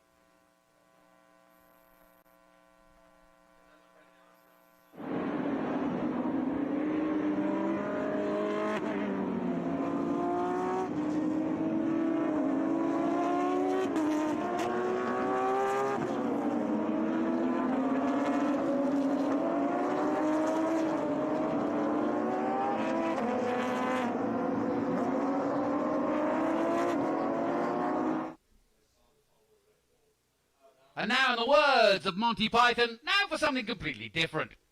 And IGT is what it is. We've got international GT racing coming your way. We've already seen these guys in action earlier today. And Ben, they put in some great racing with Porsches and Ferraris galore. An absolutely stunning field once again as we get ready for a rolling start. Yeah, international GT. It's really cool to see these modern Porsches and Ferraris and some Audis out there. We've had a McLaren in this group before. There is a TCR Volkswagen by Cameron McIntyre. But these two really put on a good show. Andy Pilgrim in the Ferrari, Fred Ford out of the Porsche.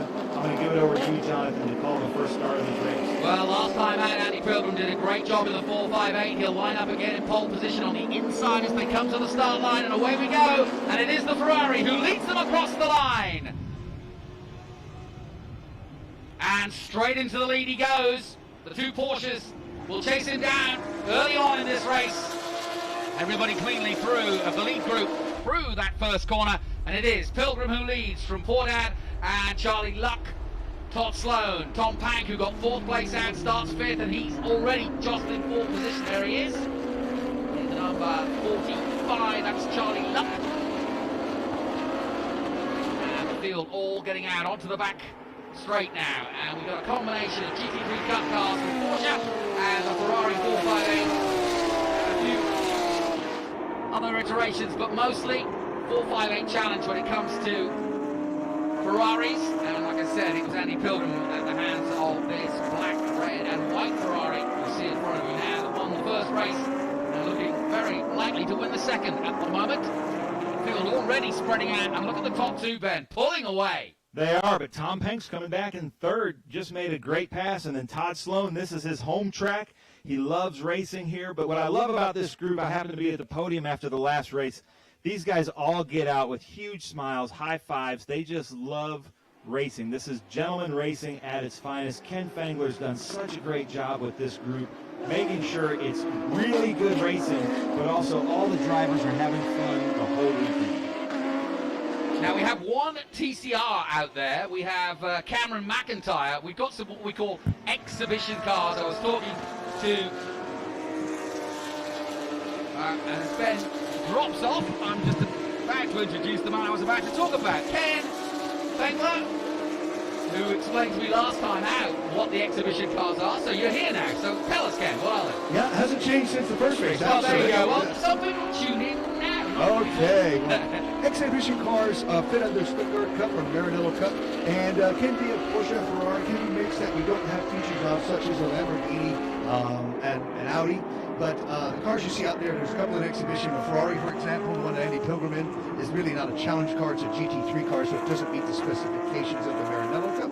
And a couple of 911s that are out there don't meet the specifications of the Mission Blue GT3 Cup. So they're put in exhibition. But as I said, we have room for other cars. You see that little Volkswagen TCR car? That's what I was mentioning, yeah. Yeah, exactly. And he competes on the Stuttgart Cup, obviously the German makes, and so it fits well. It opens up the opportunity for some drivers that we don't feature in the championship. They run, they run here as kind of one-off racing type of thing. Now, you were telling me earlier that this is what you call a sort of semi-professional group. And what I mean by that is you can't be anybody to run a GT3 car. You've got to know what you're doing. Yes.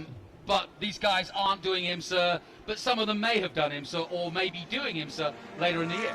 Yeah, exactly. There is some that we see them on the way up and we see them on the way down. Yeah. That's really, they may progress from club racing. And that goes with the wallet as well. No doubt. When they find out two things they find out maybe as they get to the professional ranks that maybe they quite as good as they thought they were, and maybe the dollar to fun factor wasn't what they remember. So we're middle ground. We like to offer this on a professional platform. Many of them all these cars are crewed by professional crews, many of them that crew IMSA and other professional sports car racing series, and they employ professional coaches, and they take it very seriously. It's serious fun, or as one of my friends from Trans Am calls it, loud golf. Okay, that's what it is. It's a very good way of describing it, loud golf. I like that. Tell me about the specifications of these cars, because they all look very evenly matched. Have you kept that as tight as you possibly can to make racing as good as it? I have to tell you, it's an interesting thing. Every January I say, look guys, we don't even have a rule book, okay? And you know what? And I've over That's a lot of trust in motor racing. It is. And, we expect guys, we have them fill out a race car information sheet on the honor system. And, there's such a varying amount of talent in the cars no matter what. And it's just when you shake it all up and you throw it out there, this is the way it looks on track. But the bottom line is that two things we request, that they're doing it safely, that they're not banging up cars and costing themselves and other competitors money, and that they're having fun, that it's good competition. And this is what it looks like. It can be done. I'm not a big proponent. I'm a marketing guy, not a technical guy, so I have to say I'm not comfortable. I have to employ other people, and we don't have a rule book. We have guidelines. That's what we'll put it as. Well, wait till I tell my friend Earl Bamber that. He'll jump on that. Earl Bamber, of course, a factory driver in these sorts of cars, and has made it through the ranks from New Zealand and continues to be one of the factory drivers for Porsche in the World Endurance Championship and in IMSA, in fact. But, fantastic cars, 458s. We were talking earlier today about the history of 458 in racing. It just hit the sweet spot for Ferrari and for racing, didn't it? Yeah, and it took a couple of things. I worked with Ferrari back in the 90s. I actually started with the Challenge Series, and as I tell folks, kiddingly, we started out with the 355 Challenge, and then we went to the 360 Challenge. Both those cars were just a challenge to get them around the racetrack. All right, they really weren't not proper racing cars, and it was a pretty difficult time. And not an easy car to drive, and really Ferraris changed their mode, and their street cars are, really very adaptable to being race cars, and that's very evident. The 430, all the evolution has been a step in the right direction. The 430, the 360 was a move up, the 430 definitely. But the 458 really seems to be the happy middle ground, and for most of the sportsmen driving, great performance. Really not that much off of 488 in the hands of these type of drivers. They can't really bring out all the performance on the 488. Well, similar to the previous race, we've got a good battle now between Pilgrim and Fordad, two different cars, but two great drivers going at each other. One in a Porsche, the other in the Ferrari. They're leading, they're pulling away at the front. They've got about a 6-second gap over third place Tom Pank, who's also in a GT3 Cup car. There he is. And then there's the 44. That's the man we're looking at right now. And that's Steve Schneider, I believe. Yep, Steve Schneider in 441 car. Yep, sure is. Yeah, excuse me. It's 441, I should say. But some good racing throughout the paddock, throughout the racetrack, and guys get out. All I want to see is when they get out that we still have shiny equipment, and we'll tell some guys how good we were over at the winner's circle, and the guys got smiles on face, say that was some damn good racing. Yeah, exactly, and that's really what you want out of these cars. It's no mean feat to be able to buy one of these cars. You don't want to smash it up or be smashed up by somebody who's being a little bit too overzealous. So yeah, good fair racing, good fun, and then down to the bar for a drink at the end. Yeah, no doubt. And I said, that's what these guys come here for. They come here for the competition, good fun competition, some camaraderie in the paddock.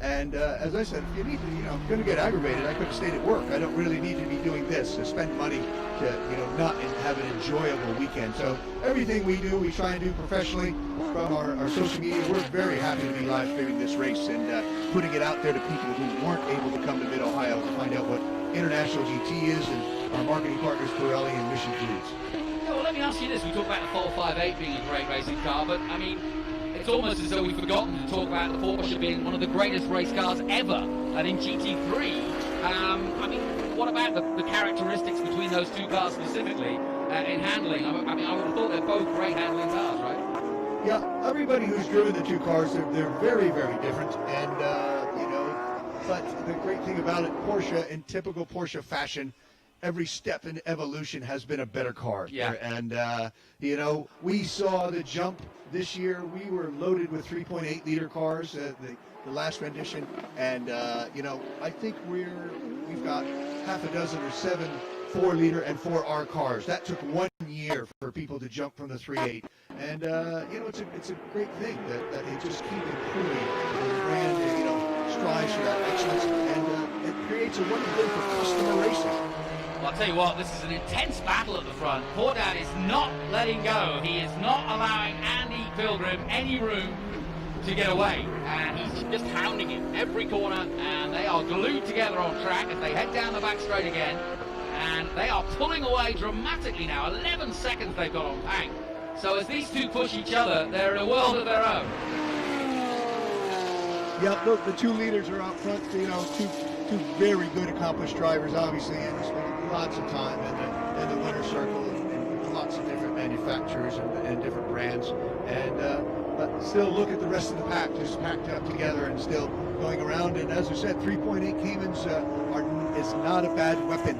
Everybody thinks, oh, it's just a Cayman. Well, 3.8 Cayman, is a very capable car, and no doubt even against some of the 911 GT 3.8 cars, the earlier rendition of steel-bodied cars. So you see racing throughout the deal.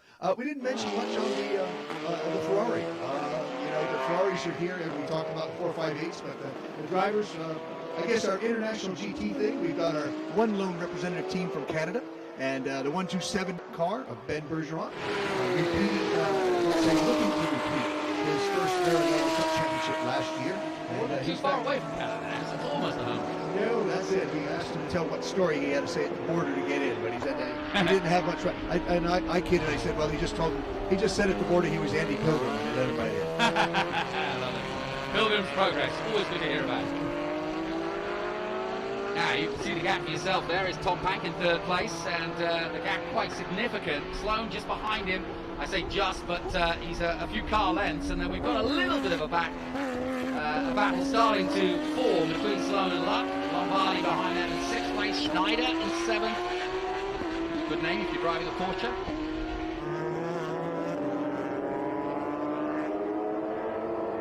And now they're starting to get into traffic too, and that's going to make things really interesting, because if Portad's going to make a move, it'll be during this traffic, because Andy Pilgrim doing a good job of trying to use the traffic, but if Fred's going to get past, it's going to be through this traffic. They're neatly getting out of the way. The marshals doing their job to let them know that traffic is coming through, and the leaders, the faster drivers are coming through. But look how close it is. Yeah, that always is the great thing of sports car racing, having to really master the use of traffic out there. And we're seeing that just in this short sprint race. It's great racing. It makes it interesting. And that's why we don't give the trophies away before the race. We got to wait to see what happens on track. So, diving onto the bridge here at Mid-Ohio. Linus Stern, Ferrari versus Porsche. And this historic track, historic racing, and a bit of international GTs thrown in for fun, as we've got the best of the very best of international GT in front of us here. Delighted to welcome Ken alongside me. How hard is it to organise and gaggle these guys together? Well, it can be somewhat like herding cats, but I've been in this business for 35 years and with a number of different organizations. It's a labor of love for me. The problem is they're all probably successful businessmen who, are kings of industry in their own right. So, they don't want to be told what to do. Yeah, no doubt. And, I used to, I was years ago in the medical business and medical sales business, and I had to, put it on and try and sell to physicians. And, obviously just like, the captains of industry here, tried to deal with them. And I get my payback now at the racetrack. I used to do it in the driver's seat, but, it's all good. But they come here and, to enjoy. It's an escape, obviously, from the work and what they do, that they were successful in making enough money to go racing, which is not an easy thing. Now, this is going to be interesting. Look at this. Through the carousel, they've got 5 cars in front of them, our leaders, and they are at the back of this group. They flash past our commentary position now. The flags wave, and the leaders trying desperately to get their way through. And that is a big opportunity for Andy Pilgrim. He's really made that one stick. He's given himself 2 cars ahead there, and that has caught poor Dad by surprise. Well, not by surprise, but he just couldn't get through as they went under the bridge. And now, as the number 53 sighs his way through the traffic, he's given himself a really good bit of breathing space there. That was good tactics. Yeah, that was the ultimate game of Cheshire checkers and moved 2 spaces, so to speak. And that was a good move for Andy. And now we'll see if there'll be a counter move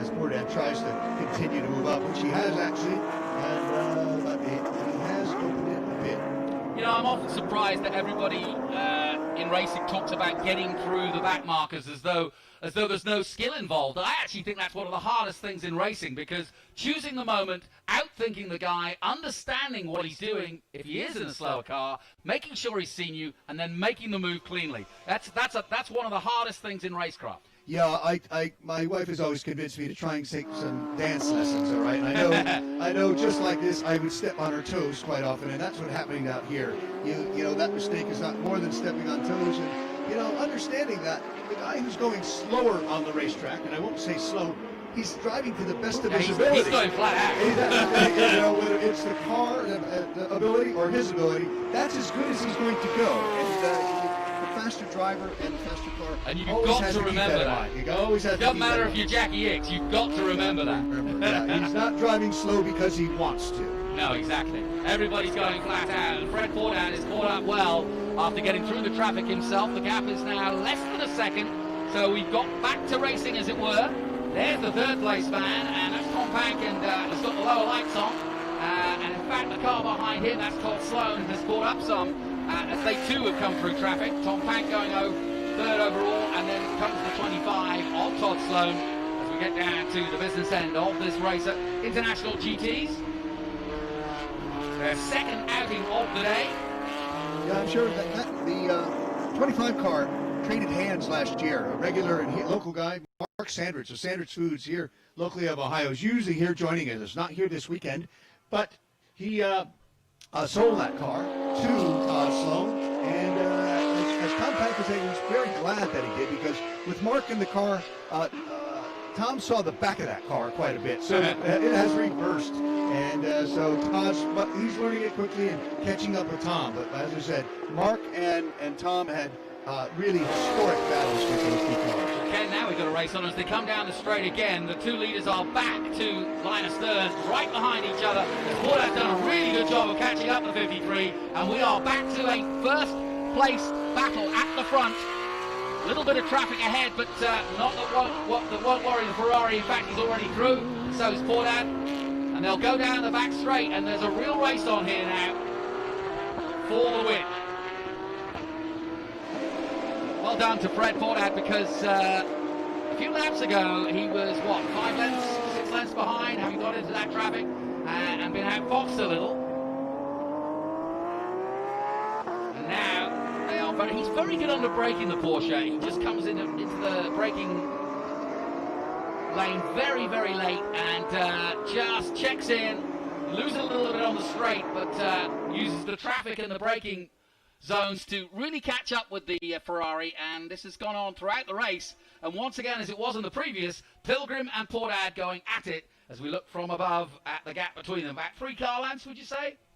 Yeah, it opens up. You notice the horsepower, the Ferrari difference, but as you said, and you know, that's the kind of the mantra of Porsche. They've always been good under braking. You know, the chassis layout always a slight tweak, you know, to the rear and so forth. It always has been. Porsches have always been, you know, the best in class under braking, and you can see that. There might be a slight horsepower advantage on the straight with the Ferrari, but you see Fred has just caught him up again as he comes under the bridge.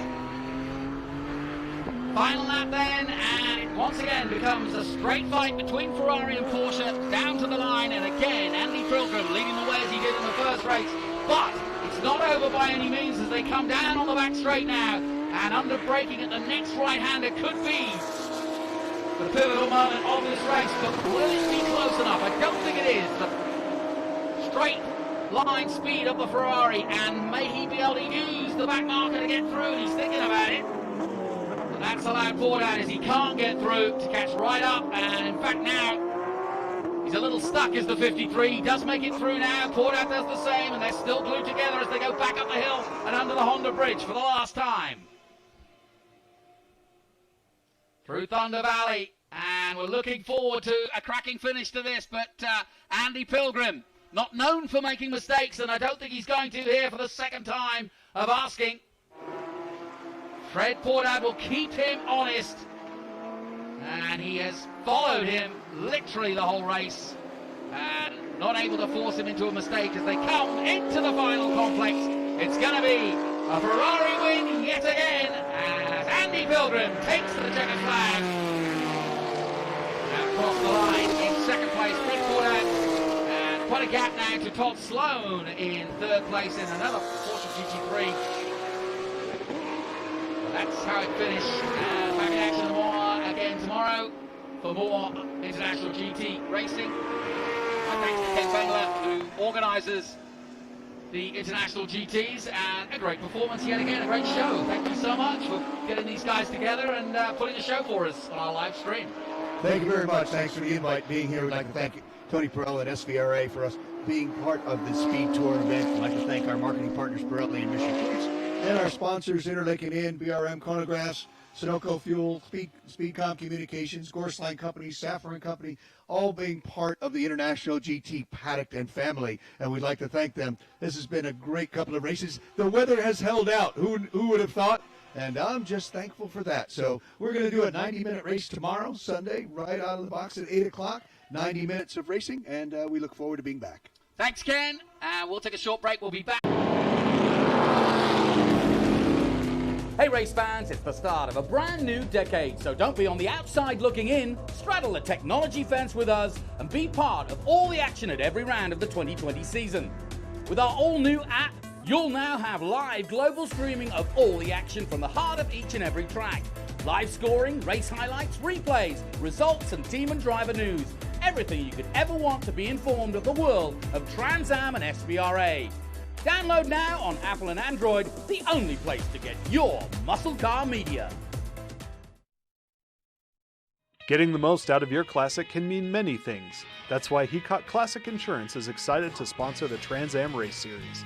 In addition to events, we have proudly provided insurance for race cars, classic cars, and exotic cars since 1989. Heacock Classic is known for its famous agreed-upon value, where brokers and clients find common ground on coverage. So make sure to get your quote today. Follow us at #HeacockDriven.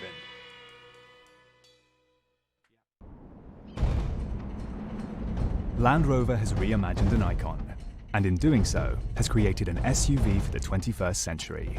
Challenged in the most demanding of terrains, not only did the new Defender survive, it thrived. We knew the only way to honor its heritage was to design a vehicle built for a new breed of explorers, as we reinvent the future of adventuring together. This is what makes the new Defender capable of great things. Land Rover, above and beyond. Maui Jim sunglasses were born on the beaches of Hawaii, designed to respond to the bright sun and harsh glare of the islands. all while enhancing the view. After 30 years, we're still independently owned, and the free-thinking Hawaiian spirit that first inspired us is still a part of everything we do. Our Polarized Plus 2 lenses not only protect eyes from harmful rays, they also make colors more vivid and contrast crisper. Try on a pair and see for yourself. The view's better from here. A marathon coach owner is someone who expects exploration and relaxation to blend flawlessly. For the most reliable, luxurious motor coach on the market today, look no further than Marathon Coach. Indulge that wanderlust, leave any cares behind, and lead a life filled with adventure. Join the Marathon family and take your 5-star hotel with you. Yes, ladies and gentlemen, we do drive it.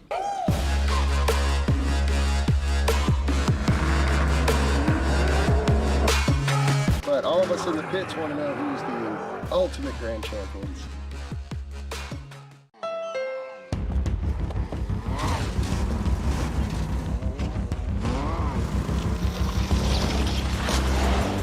There's a challenging spirit within Honda. It gives us the courage to go faster and the thinking to make it real.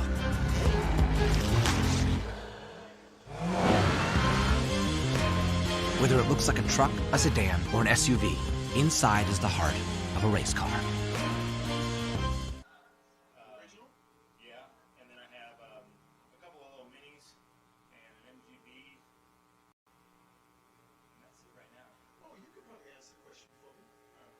The Miata class. Is that a spec Miata? Because it says SMSE. What's the SE?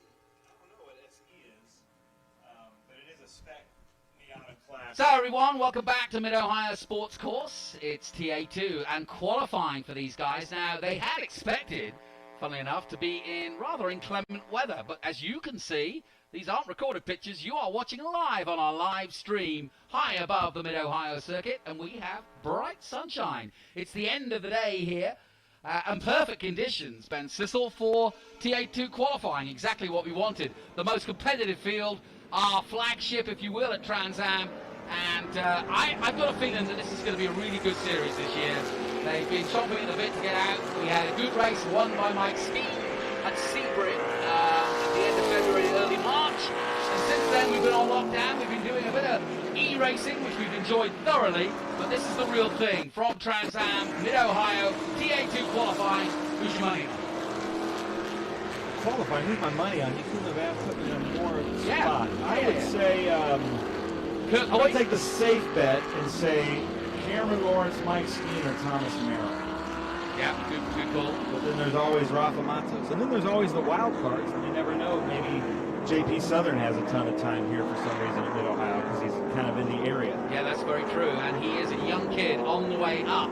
Kurt Voigt, I'm delighted to say, having had flames bursting out of the side of the car earlier today, is back out on track, and we did predict that that would be the case. Yep. I actually just I went to the grid and talked to his mechanic, and it was a power steering line, had a pinhole in it that just burst and went right on the header. Good intel. Well done, on man. Fire. That's tough, because it was a big fire, too, and he got a lot of smoke inhalation and almost had to drag himself out of the car. I'm going to keep an eye on Scott Borchetta as well. This is his first major run in TA2. He's had some practice, but this is a big challenge with the big boys, so to speak. We'll take a look at the number 7 on track. And like I said, this is a really, when you look at the field of drivers in TA2, it's almost all walks of life. You've got guys that have been perennial TA2 drivers or Trans Am drivers all their lives or all their careers. You've got guys who are on the way up, like JP Sutton, who's literally just jumped out of a single-seater last year.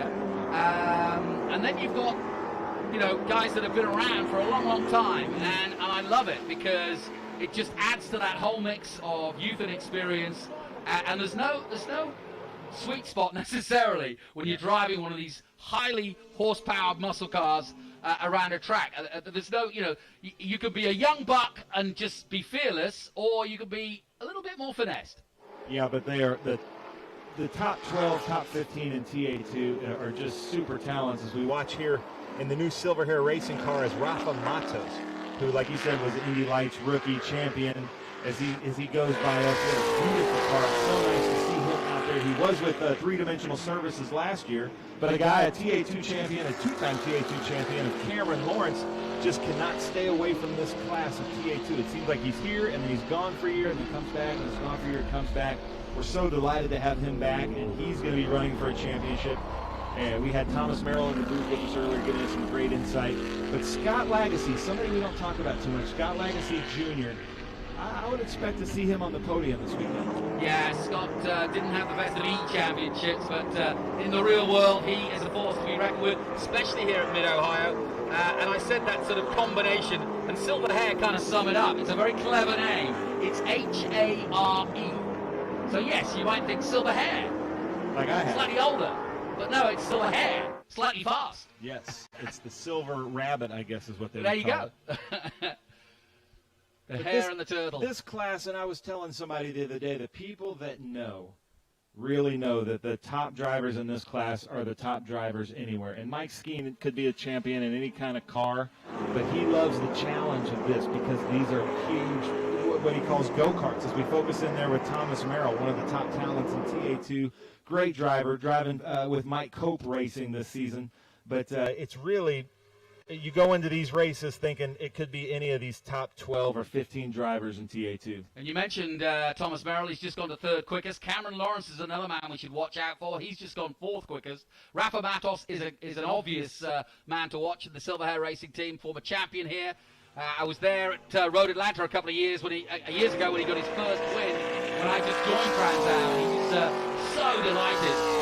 So a lot of different forms of racing, Rafa. Telling me that there's a massive interest now in Trans Am racing in Brazil, and so that's good to know. And I think the brand, if you will, of TA2 is growing exponentially because I spent a lot of time in New Zealand and Australia. It's growing there.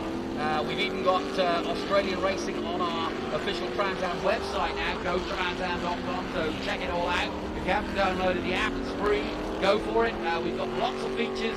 In fact, that each Trans Am Championship gave us a chance to talk to a lot of drivers during the lockdown. So I've learned a lot about these drivers in that lockdown period. So we've got a lot of features and interviews out there. I also talked to our current TA2 champion, Mark Miller, who took part in some of the, not all, but some of the E-Championship races, and we hope that Mark, well, he has vowed. He told me he's gone to do a bit of sports car racing, but he says he wants to come back to Trans Am whenever he can. So Rafa sets the world alight with a 1:25.5. That's the fastest time so far. He set that on his fourth lap. And Cameron Lawrence moves to second at the moment, 1:26.2. So quite a gap, 7 tenths or just under 7 tenths of a second between Matos and Lawrence. And Lagasse, as you quite rightly pointed out, is going to be a factor, as will this man. So Peterson also going well in the 87. But this class is so close, and a lot of times you'll see a lot of strategy happening in this qualifying. We saw it at Lime Rock last year between Dylan McIvern and Thomas Merrill. But, sometimes they hold back, sometimes they go out, and it's all about where you're catching up to traffic, where you get that clean lap, when your crew lets you go. And because some of these guys, they're so close in their driving and their talent that it just all depends on getting one good hot lap. Yeah, and as we look at Cameron Lawrence, now back a little further down at the Liqui Moly 71. That's Mike Skeen, who we were talking about racing this year with Stevens Miller Racing. Won Sebring because this man right there, Thomas Merrill, spun at turn 3 with 2 laps left. And for those who don't know, Mike Skeen, a former champion, coming back into Trans Am racing and not losing any of his speed and driving for one of the top teams. So, yeah, watch out for him. He had a great run, and sadly Thomas Merrill was so close to winning at Sebring, but conked out just before the end, and that allowed Skeen to come through, and from there on in. Now there's something on some oil down on track. You can see the flags out. I think it's because somebody's been on the grass, and it's a little slippy out there, so quite rightly the flags are out. Someone I want to mention, Jonathan, is a really good friend of mine in another series, Edward Savage. Yes. And he's really done a good showing. He finished third at Dakota. He's really showing us what he has. He's in a brand new car. He's teammates with Scott Borchetta with Big Machine Vodka. They are really working hard to make it a go this year in Trans Am. They have their sights set on a championship. And Edward Sebastian, he's struggling right now, but expect to hear and see his name quite a bit in Trans Am. He's going to be in that top 10, I think, real soon, if not this weekend, because he just he doesn't quite have the car set up the way he wants it. But that guy works really hard. He's a great driver. It'll be set up before the race starts. This is Rafa Matos is just doing a little tire pressure change. Nothing wrong with the car. He's in there having a quick check over, the Brazilian. Having a quick chat to his team. Loves Trans Am racing. He's been a real character over the last couple of years and a great champion for us as well. But yeah, see, I think this is where the strategy is. Rafa knows he's at the top right now by a pretty good margin. So he's going to sit in there and see if anybody beats him. And then he's going to go back out. But there's no reason to waste the tires, because something to know here, that you have to race on the tires that you qualify on, which really speaks highly for these Pirelli tires, because not only are they doing this qualifying, going through a heat cycle, then they're going to go through this whole 100-mile sprint race, as we call it. That's in air quotes. Yeah, it's a nominal sprint race, but then again, it goes pretty quick when you get amongst it. But you're right, Matos is a master of waiting. Great to see Kurt Boyd out, isn't it? Yeah, Kurt Boyd, he is a fighter. His team really worked hard. I left straight from here after that practice and went and talked to the mechanic, and he knew exactly what it was. He knew it was power steering fluid. He just couldn't find the culprit, but it was just a power steering line. The problem was they barely got it fixed because it burned up some of the wiring harness, but I think Chaz Howe was nice enough to provide a wiring harness for him. Well, that's good news. And you're looking down, about 5 cars in the pits now, just getting maybe a check or maybe a change to the tyre pressures. Not much else to change at the moment. Conditions absolutely perfect, and you're right. I think Rafa's got this right. He knows Mid-Ohio like the back of his hand. There's no need to keep moving around and do lap after lap. Save those tyres for the 100-mile race, which will be tomorrow afternoon. Take a look at the number 2 car. And also good to see Tommy Sheehan out there. He had a few problems earlier today, but just fixed them all up. And at the moment, it's Matos, Merrill, and Skeen. That's your top 3. Lagasse Jr., Cameron Lawrence, all the usual suspects. Good to see Jean-Paul Southern Jr.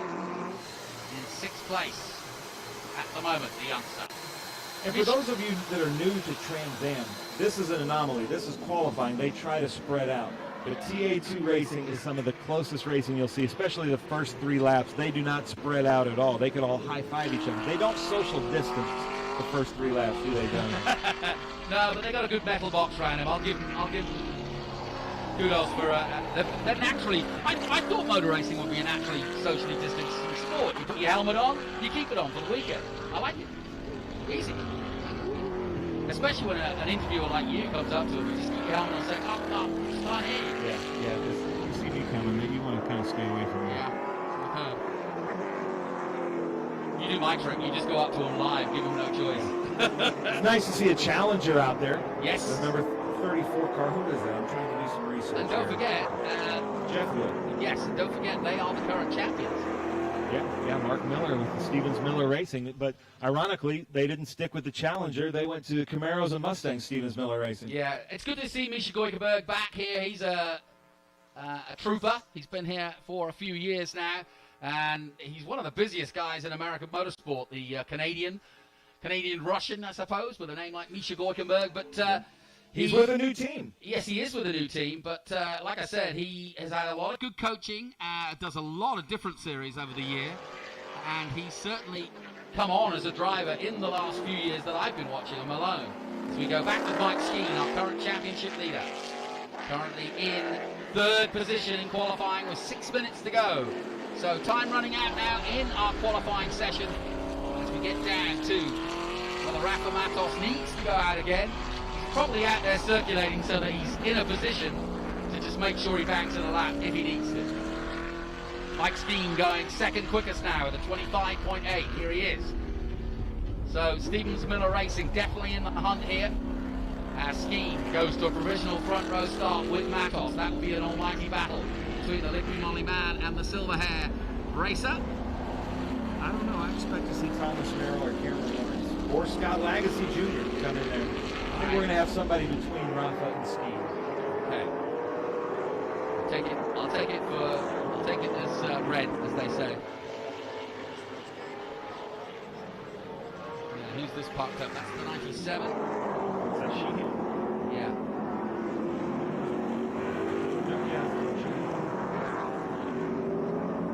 The track, just you can tell from these visuals, great visuals from our camera operators, thank you, but you can just tell the track is still slick. We're just not able to lay down enough rubber.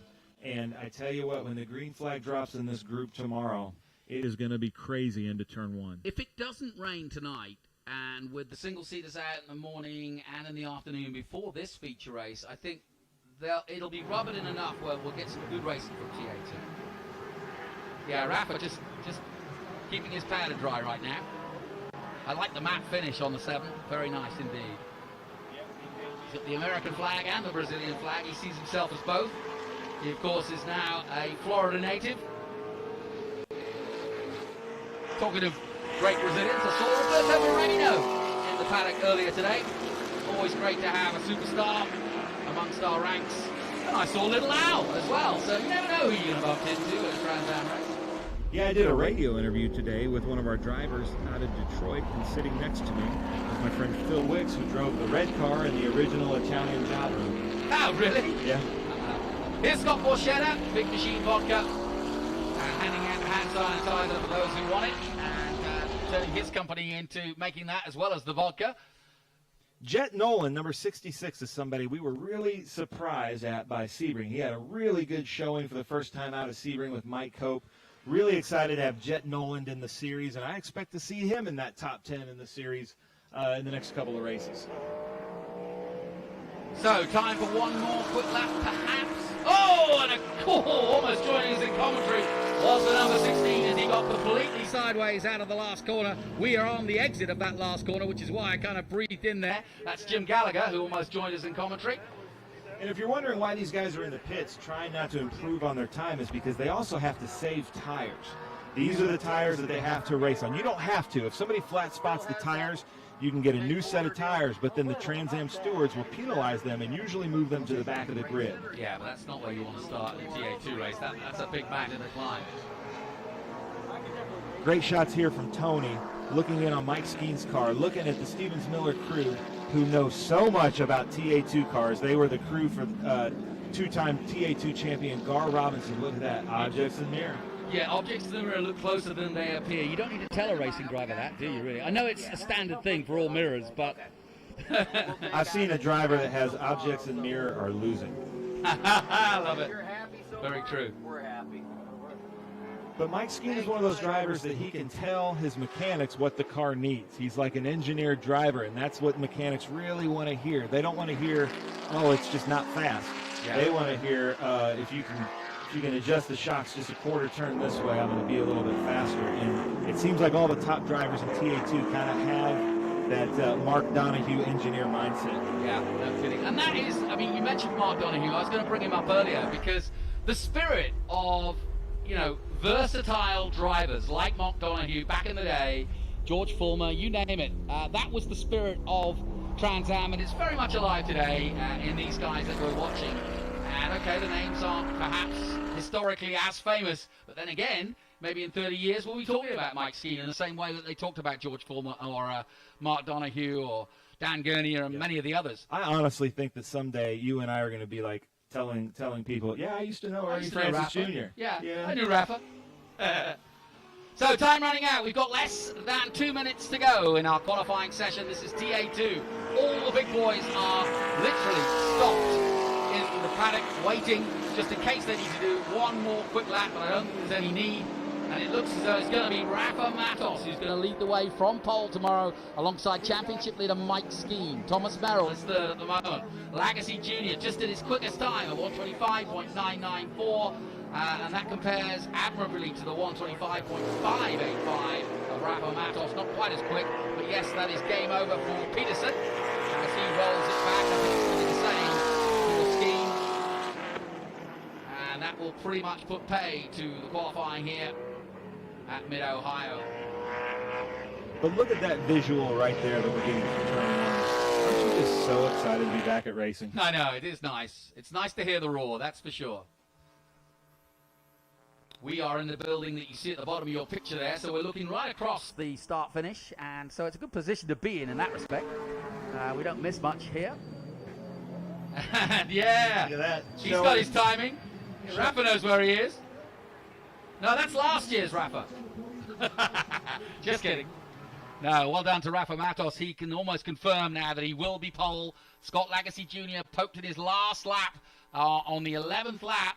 He's gone more laps than, well, most of the top men. Misha Gorkaberg's done one more. John Paul Southern did 12 laps. But Scott Lagacy Jr. getting his 11th lap to a 125.9 to go fourth quickest. And that, with the clock ticking down, is how it will finish. Rafa Matos on the pole then. Mike Skeen, the championship leader, alongside him. Thomas Merrill, Scott Lagacy Jr., Cameron Lawrence, John Paul Southern Jr., Misha Goikerberg 7th, Jet Noland in 8th, Tommy Sheehan in 9th position, and Doug Peterson rounding out the top 10. My thanks to Ben Sissel. We'll go across now and hear, if we can, from the pole position man, Rafa Matos.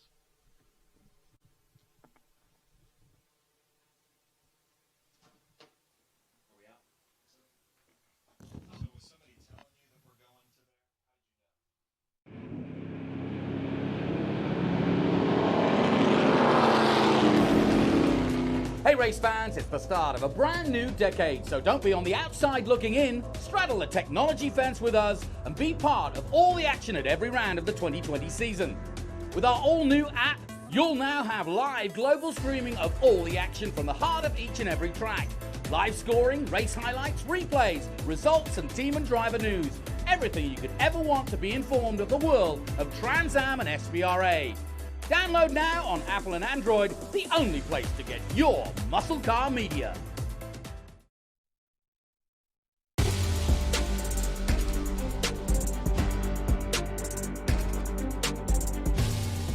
On behalf of SVRA, we'd like to congratulate Range Rover on its 50th anniversary, and we thank Jaguar Land Rover for their continued support over the years.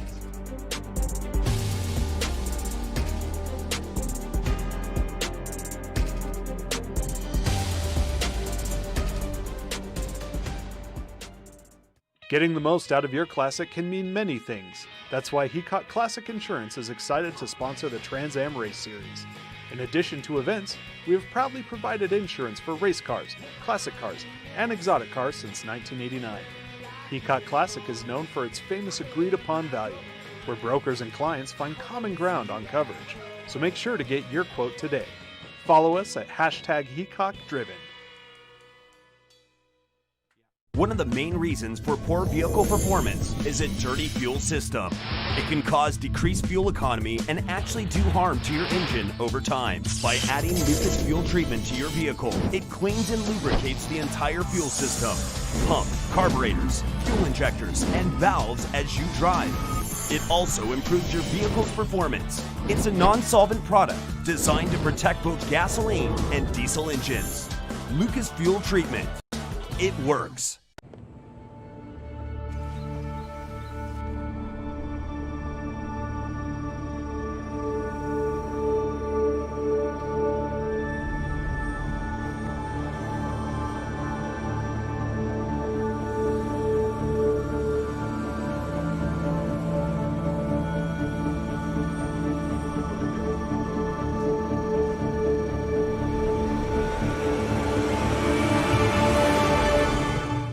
Yes, ladies and gentlemen, we do drive it.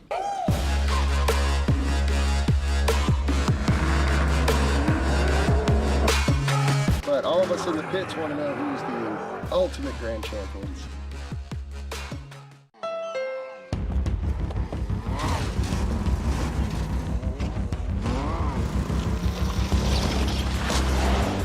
There's a challenging spirit within Honda. It gives us the courage to go faster, and the thinking to make it real.